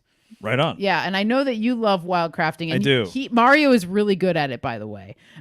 He's really good at it because he'll just like phew, he's off into the woods and he's gone, and he'll come back with just a horde of stuff, and he loves it, and so it's really cool. I just pretend it's a video game. Yeah, you Just probably do. kidding. No way. He is a reishi mushroom master. He can locate reishi really well. That was one of the times we went out looking for reishi, and God, he was all over it. It's so fun. Yeah. Well, one of the things I always talk about with Michelle and with wildcrafting and all of that is that there is something to me that is like so therapeutic and grounding and healthy and nurturing and just lovely about being in the woods, being out in nature, and climbing over trees, climbing over rocks, jumping over a little creek, having to go through, kind of uncharted territory because you see a mushroom or something. Right. Or you see an herb or whatever, And so going off trail, going off script, going off road, and if you can do it barefoot. And to me, there's just something that I've always appreciated about that. It's like when we're kids, we're used to like climbing on trees and like doing that kind of stuff a little bit, exploring. And so to me, I love the exploring aspect of it. That's another part of it where it's just like, cool. Yeah. We've never been here before, or maybe we have been here before, but let's try this new area, see if there's anything over there. And just kind of like, just the anticipation of like, seeing what can be discovered and stuff. And just the fact that you can also make medicine and come home with, to me, it's basically treasure to me, Yeah, it is. And so it's like you're coming home with treasure.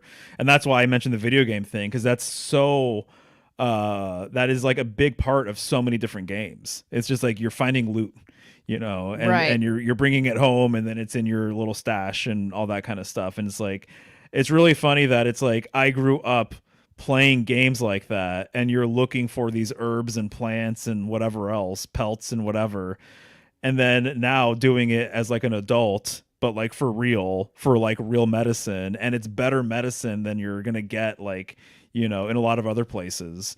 And it's like and you had a relationship with it, you saw where it actually came from, you see the environment that it prefers, right? And so yeah, like the reishi thing, right, with the dead trees, right? You see reishi and then you're like, yep, sure enough, it's a dead tree. Okay. And it's like 100% of the time that's what they prefer, that's what they like.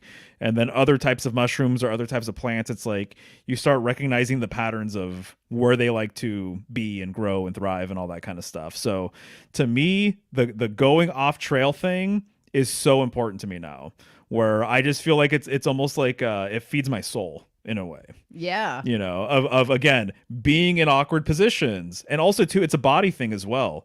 It's like, cool, yeah, I haven't had to stretch my leg like that in God knows when, but it's good though. Right. I haven't had to climb over something like this ever, probably, because I've never been in an exact situation like this. So to me, almost kind of like what I was saying earlier, it's like I think this about yoga too.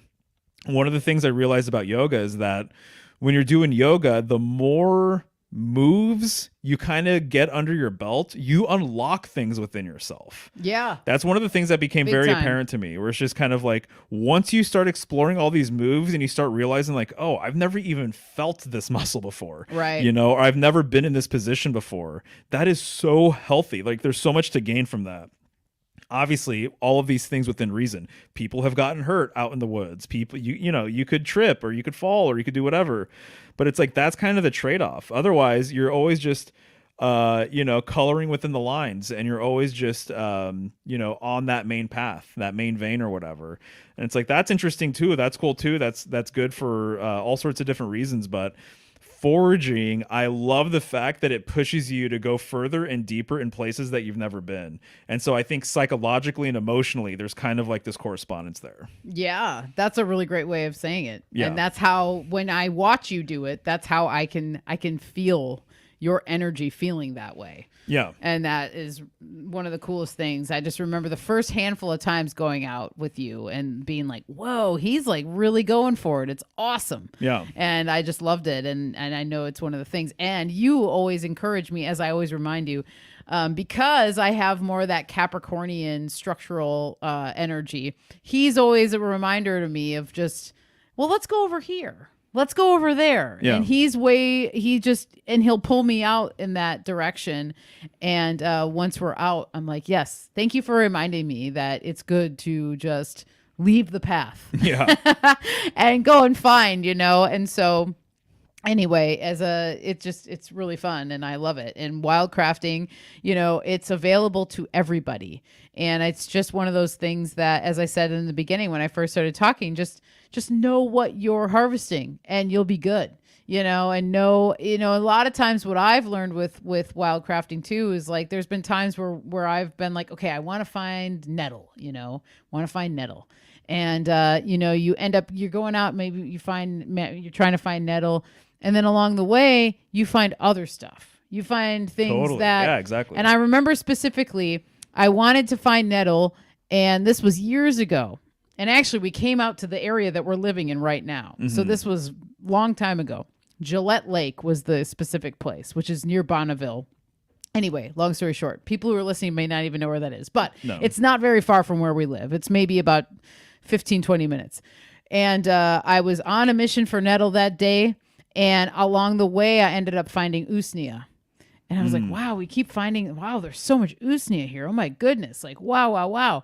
And so I ended up harvesting usnea, and I didn't have the intention to. And then after harvesting the usnea, we ended up like going down to a creek, area, and lo and behold, nettle everywhere.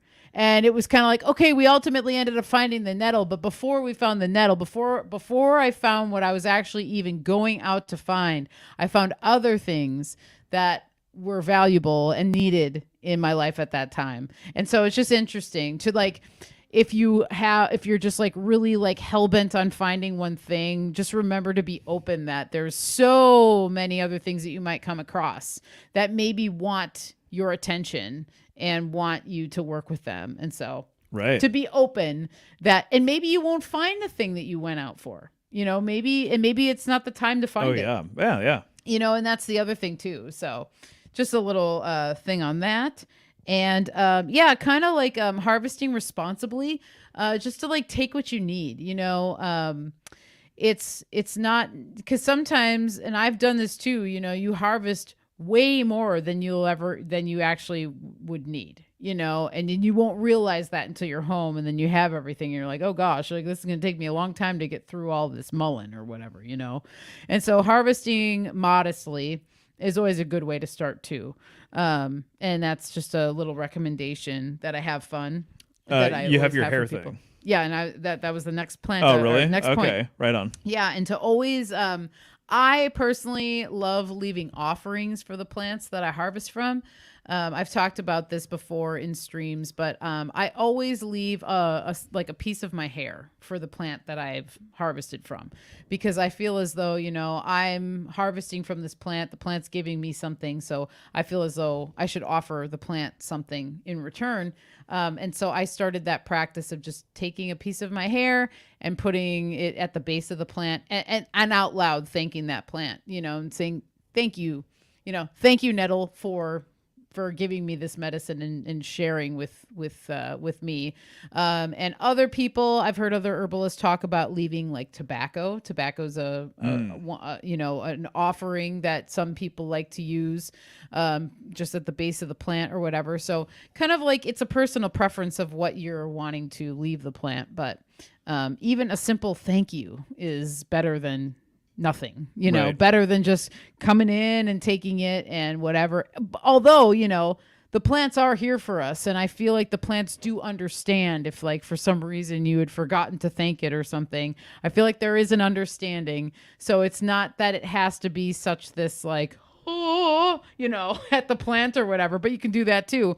But I just think that just the acknowledgement that there's been an exchange goes a long way with your medicine when you're making it, with your relationship with that plant, with the weave that you've created, with the plant and what have you. And so, yeah, those are just some of my little tips of, what you can do to begin wildcrafting. Like I said, a lot of people in the chat probably know how to wildcraft, have been for years or whatever, but I just wanted to share it with everybody and for people who might be wanting to get started.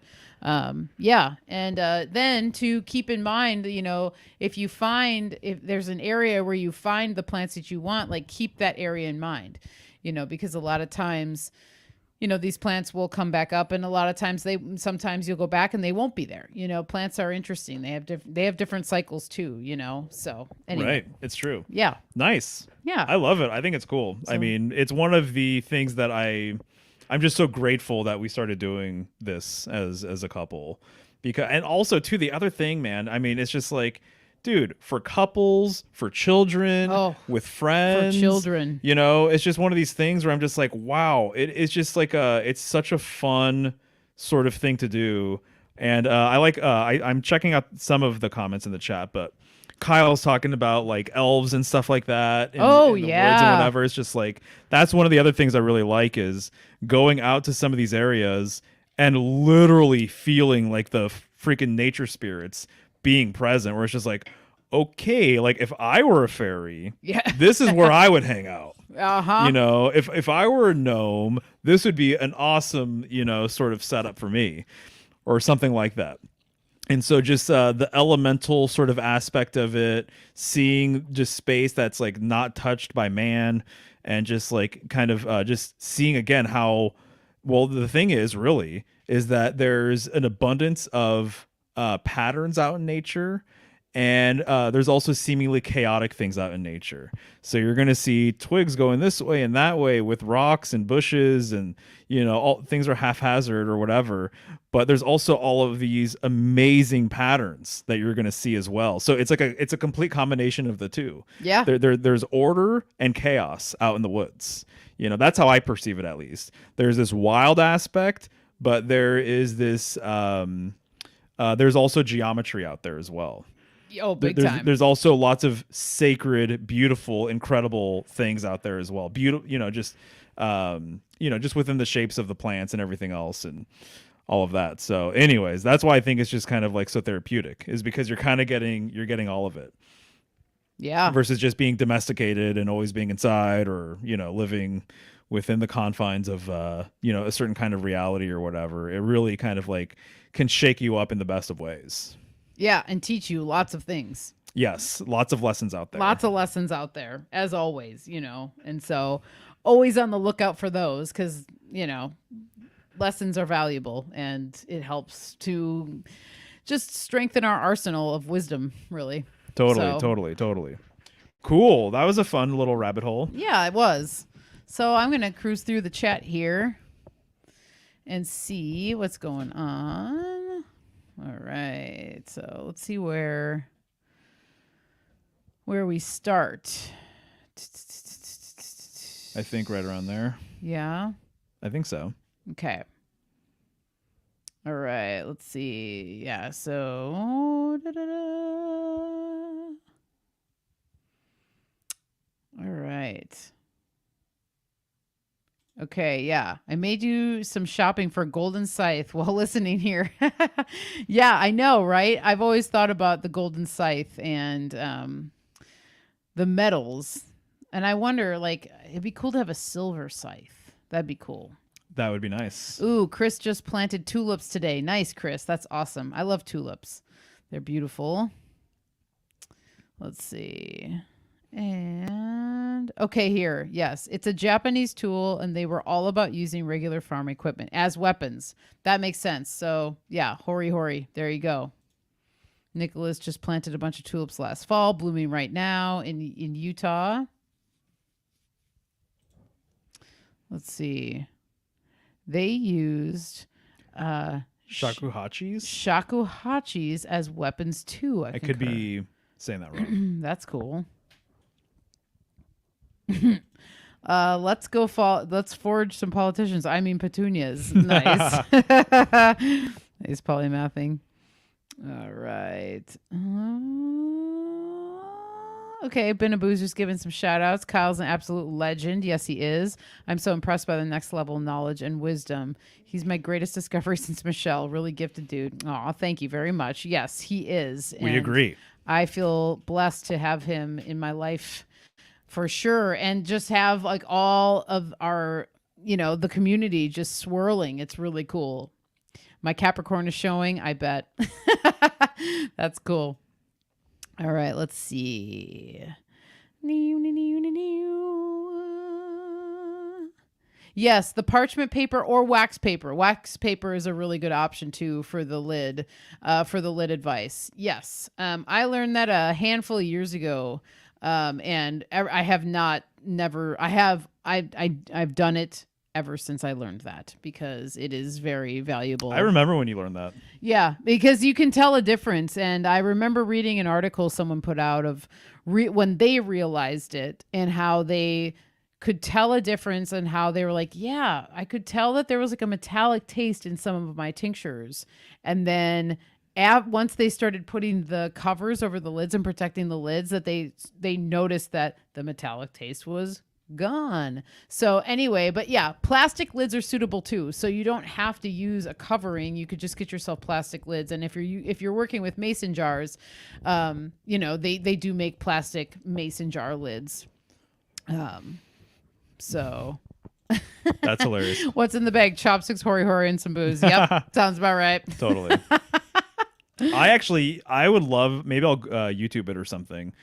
There must be different fighting styles with these different weapons. Oh, that would be a cool thing to look into. Yeah. Mario the Reishi Hound, indeed. Let's see. Michelle and Mario, do you have ticks or any venomous critters in your neck of the woods?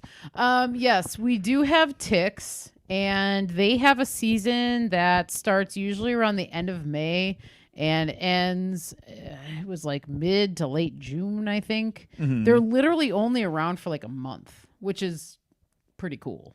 Yeah. And last year, we didn't really have them at all. Mm-hmm. And so I don't know what the deal is. They seem to be on and off. But yeah, so that's the deal in our region, that they come and go. So yeah. I always get confused between venomous and poisonous. And so what is a scorpion? Venomous or poisonous? Good question. I don't remember. I remember looking it up, and I remember someone corrected me during a Scorpio video. Okay. Because I said the wrong thing. I think I maybe said poisonous when they're venomous. Anyways, we have scorpions as well, is all I'm trying to say. Yeah, we do have scorpions. So whether they're poisonous or venomous, they're kind of it's interesting. I've never lived in a place with as many scorpions. Yeah, me either. And actually, it was kind of a surprise for us. I wouldn't have thought that, but we have them. And a friend of ours got stung by one. Yeah. And she was fine. And she used one of my pulling salves, and that helped a lot. Yeah, they're around. I just have to say, the weave with that is fascinating. We're not going to get into it, but long story short, she was stung by a scorpion, and she was actively going through a challenging experience with a Scorpio person. Yeah. And it was like, and it was so obvious that that weave was just really potent. And even the folks that were all involved couldn't help but notice. It was almost kind of like, wait, what? That was the deal. Because it was already part of the conversation beforehand, and then she got stung by the scorpion. Yeah, and so it was one of those situations where everybody kind of looked at each other like, well, oh, guess I'm not surprised. Do you remember my reading? With someone who they lost a sister who's a Scorpio. Yes, I do. So there was a Scorpio that was literally waiting at the door. It was inside the house, however it got in. Right. And it was waiting at the door like it wanted to leave the house. Yep. It was really interesting and random. And we've seen a couple of scorpions in the house. Mm-hmm. And anyway, so it was waiting at the door, and it I got it. I took it outside. And then I had a reading literally within 10 minutes or something, 20 minutes or whatever. And then the lady was completely distraught because she had just lost her sister, who's a Scorpio. I'm just like, wait, what? And I'm like, that's really interesting. And I can't remember the other details, but that weave was pretty strong too.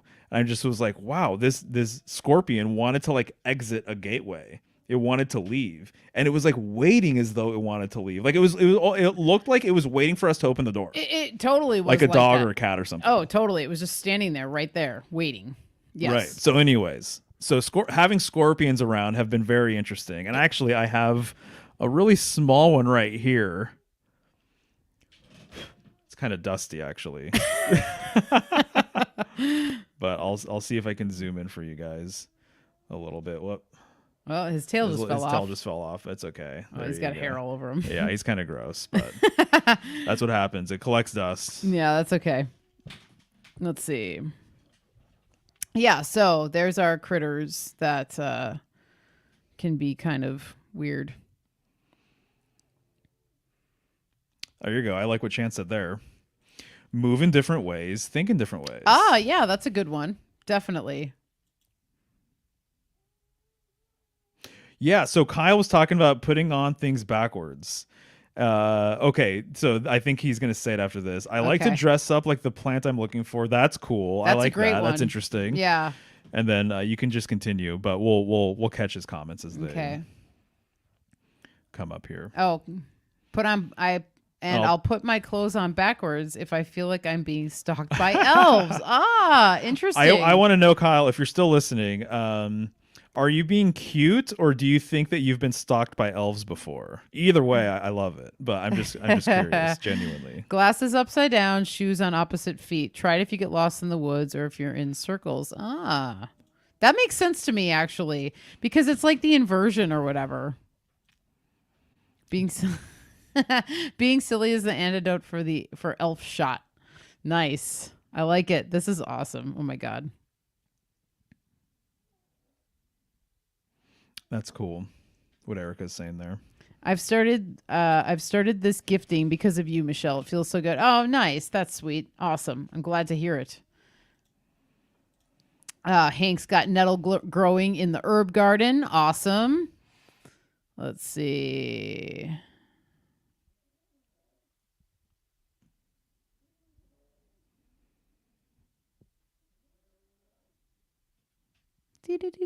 That looks about it.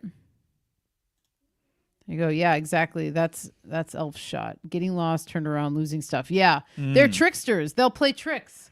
And that's how the fairies are too. Fairies, fairies might hide something from you. You might be like looking for something, and maybe it was right there in front of you. And you swear it was right there. And then you did something, you come back and it's gone. And it's like, wait a second. The fairies, are they playing a trick on me? And I know, elves, gnomes, they all kind of have that same energy. Well, some of my favorite movies have been like the woods playing tricks on people. Oh, me too. Yeah. Or like, yeah, totally. And so it's like there's a reason why that's like a rich sort of storyline within films and different, fairy tales and whatever. Because it's the real deal. I think that there's way more stuff out there than people realize, especially the deep woods probably would be my guess. No, I think so too. And I think that that's like, a lot of the legends of old, and like when you hear stories of witches and things like that, they were in tune with all these things and communicating with beings and working with these energies. And when the wind just decides to shift, I even think that means something, like that's a sign, or, there's all sorts of things, that happen in the woods that are unexplainable. Or there's like, talk of portals, portals in the woods, or certain trees being portals or having portals in them and what have you. You're kind of just reminding me too of like the sound of the wind in the woods, at least around here. Yeah. But like there's like creaking and like breaking and like things that kind of sound like shrieks or moans or like chatter and like talking, and like it's been amazing hearing the amount of different sounds that kind of can come from the woods. It's a way wider spectrum than I think I've ever realized before. When you really listen to it, you're like, whoa, what? I'm like, damn, if I didn't know any better, I would think that it's something else. So I think it's a combination of different things, and then also too, I think just if you're a more of a city dwelling person or you live in the suburbs or something, you're attuned differently, so you're going to pick up on different sorts of things.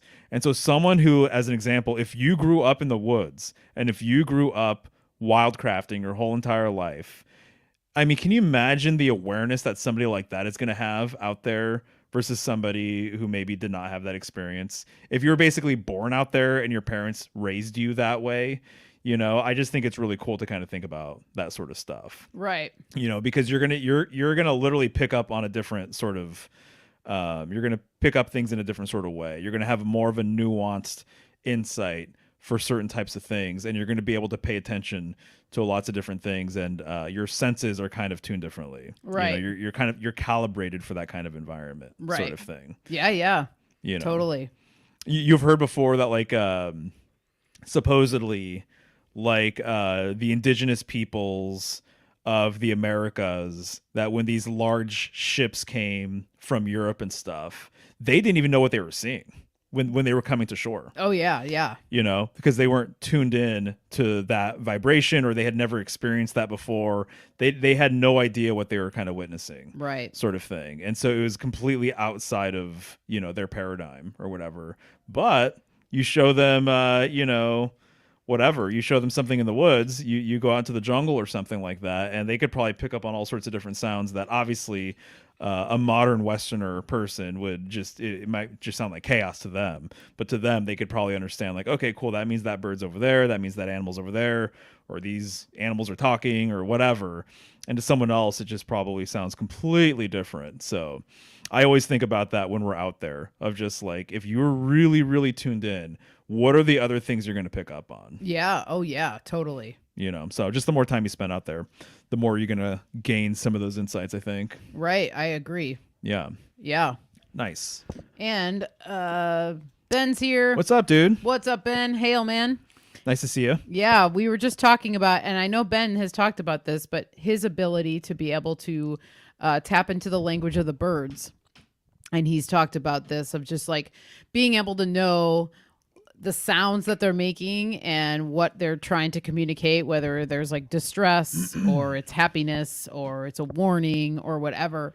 And so these are the types of things that, when you start to get more well-versed, in just nature in general. And I think certain people have certain gifts to be able to tap into certain different things, And so it's just like it's just like we were talking about before, the muscle, the muscle of working with darker energies, or the muscle of working with your challenges or your shadows or whatever. The more you do it, the more well-versed, the easier it becomes to deal with these, more challenging times that come up, and how you react, I would love, Ben, one of these days I have to ask you, with just all of your experimentation and all of that with alchemy and stuff, if you've ever had any big blunders, either with equipment or stuff you've tried, or I don't know, anything else, any sorts of insights along those lines, I'd be very interested in. We brought that up, or I brought it up at least, just the fact that when you're really hands-on with this stuff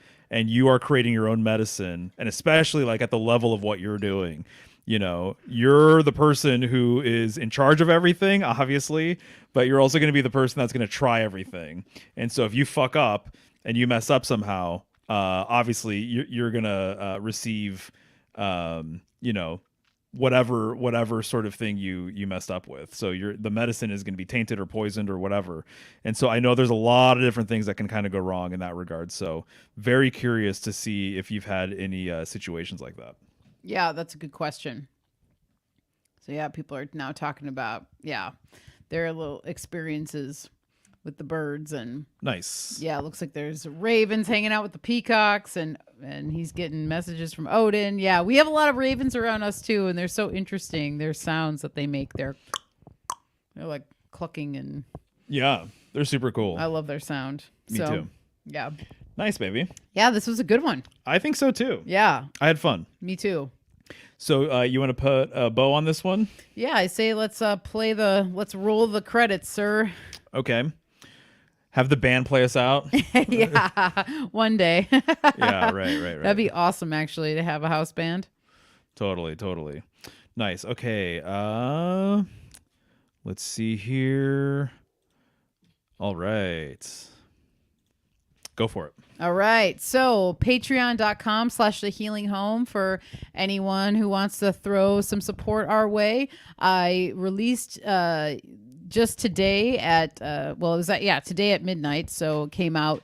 All the patrons now know what my full moon offering is for this month, which is coming out tomorrow.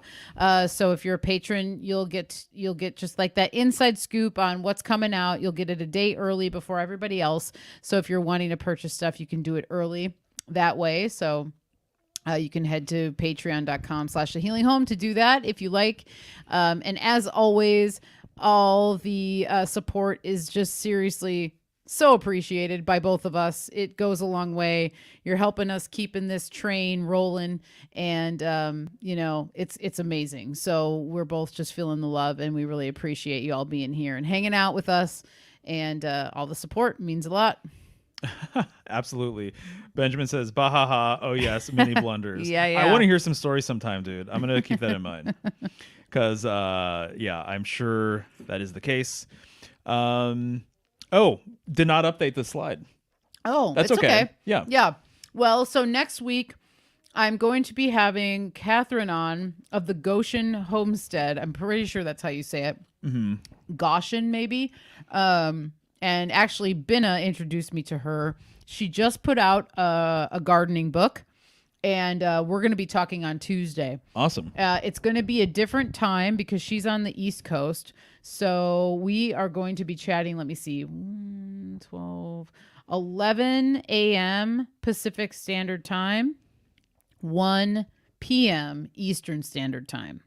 So it's going to be a different start time for the Healing Home next week. So I'll make an announcement. 11 a.m. Pacific? Yes. For sure. 11, 12, 1. No, 10. Sorry. Thank you. Yeah. 10 a.m. Pacific Standard Time. And that's 1 p.m. Yes. Eastern Standard Time. There you go.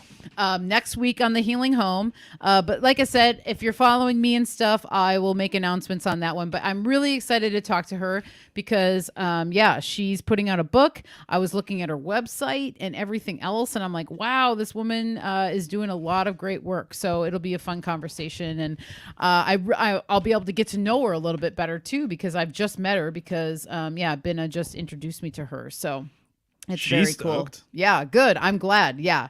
She agreed, and so it's going to be fun. So I'm looking forward to it next week. It'll be an early start time for the Healing Home, but that's awesome. Happy to have her. Nice. Very cool. And then also your Full Moon Offerings newsletter drops tomorrow. Yep, it'll be coming out tomorrow. I will have it out in your mailboxes at some point tomorrow. So you'll get to know what my offering is coming out and whatever else I'm feeling like including in that newsletter. If you want to sign up for the newsletter, you can head to michelleshealinghome.com and you can go to the newsletter tab. You can sign up there. And then you can be on the monthly list.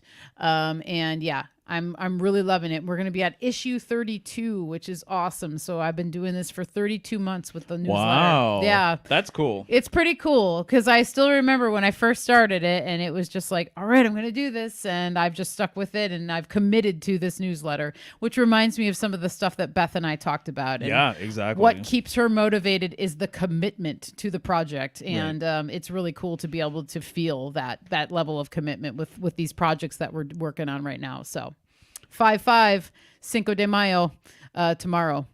I think too, just to open it up for future sort of reference, I suppose, but maybe just open it up, and if somebody sends you a text with their email or sends you an email to request to be on the newsletter, that's another way to sign up. Yeah, that's so a if good somebody way. just sends you a message anywhere and so they say, hey, I want to be on the newsletter, then they can sign up that way too. That's a great idea. I'm just throwing that out there. Yeah, that's a really good one. I like this, dude. Ben saying, oh man, I was just getting yelled at to have this on a speaker, lol. That's super funny. Tell Christy we said hey. Yeah, well, hopefully she can hear us now if we're on the speaker. So what's up, Christy? Hey, Christy. That's hilarious. That's awesome. All right. So issue number 31, that offering, the red clay and shea soap, still available. I have 2 bars left. So yeah, even when my new issue is released, I still have, if I still have stuff from the other one, it's still available. No more shampoo bars, but I am making soap and shampoo tomorrow. I have it lined up for myself. So yeah, within about 4 weeks, there'll be new soaps coming out, and I'm gonna do a new soap as well with this batch, with this round that I'm making. Awesome. People love your soap. I do too. Thank you. I do too.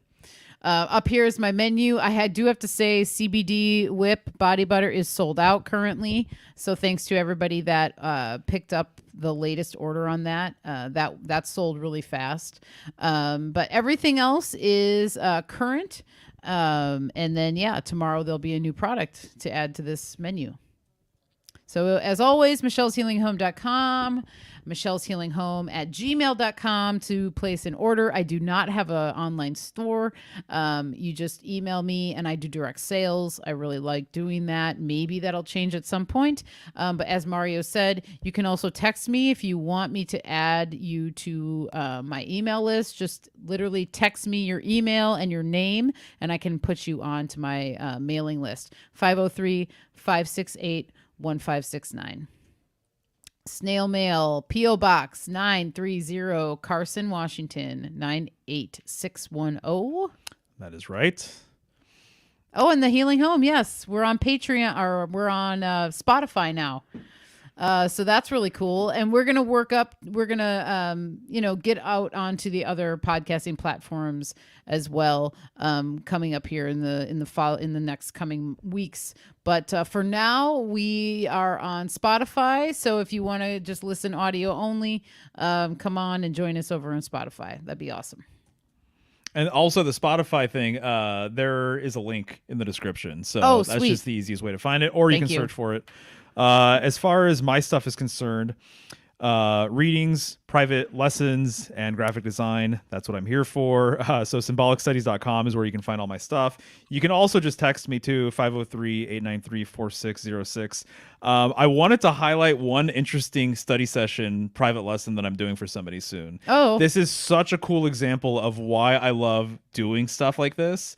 There's a woman who hit me up and booked a session because she found a Freemasonic work of art. I don't know where she got it at. I think she got it probably at like an estate sale or a thrift store or something like that, maybe an antique shop or something. She bought it. I'm actually familiar with it. It's a Freemasonic tracing board, and I've used it in videos before. And she said, I bought this. Is this Freemasonry? And I said, yeah. And she's like, oh, okay. She's like, I think it looks nice. I like the artwork. Can I book a session and then you just tell me what the symbolism is about? that's a good one. And I'm like, oh, of course. I'm like, I was like built for this. I'm like, dude, yeah, let's do it. And so anyway, so literally that is kind of a really cool random example of some of the things that people have hit me up for with private lessons. So anyways, but yes, tarot readings, tarot lessons, graphic design stuff, working with some people here in the chat as well. And so it's so awesome and nice just to be working with people where I can like be myself pretty much. Hell yeah. You know, that was such a thing with older clients, you know, where I just felt like I had to censor myself all the time because I did, and it was just not my vibe. So anyways, this has been a really nice change of pace for sure. And then also I'm going to be doing a presentation tomorrow on the Hierophant card. Great thumbnail. Isn't that cool? Yeah. Yeah, I like it. So if you guys are interested in doing a deep dive on the Hierophant, check out Symbolic Studies. I'll be going live. I'm assuming probably right around 6 p.m. I'm thinking. And what I do with these tarot card live streams is I have like 24 cards or 24 decks, excuse me. And I literally pull the Hierophant card, or I pull the card that I'm discussing from every single deck. I literally scan every single one. I create a slideshow, and then I go through all of my cards and I go from newest to oldest. So we start with like a deck from 2019, and then literally my oldest decks are from the 15th century. And so it's really cool just to see these cards through the ages and see how they've changed and see how they've stayed the same as well. And it's just a fun time for me, and I get a lot out of it personally. So anyways, I'll be doing that tomorrow. Nice. Yeah, nice. And I think that'll do it, guys. So thank you so much for hanging, and we will see you absolutely next Thursday. Yep. But I'll see some of you guys, I'm sure, tomorrow night, and then some of you guys will be around for Michelle on Tuesday. Yep. And then yeah, so we'll go from there. That'll be awesome. But have a good weekend. Take care. Yep. Until See next ya. time. Thank you guys. See ya. Appreciate it. Bye-bye.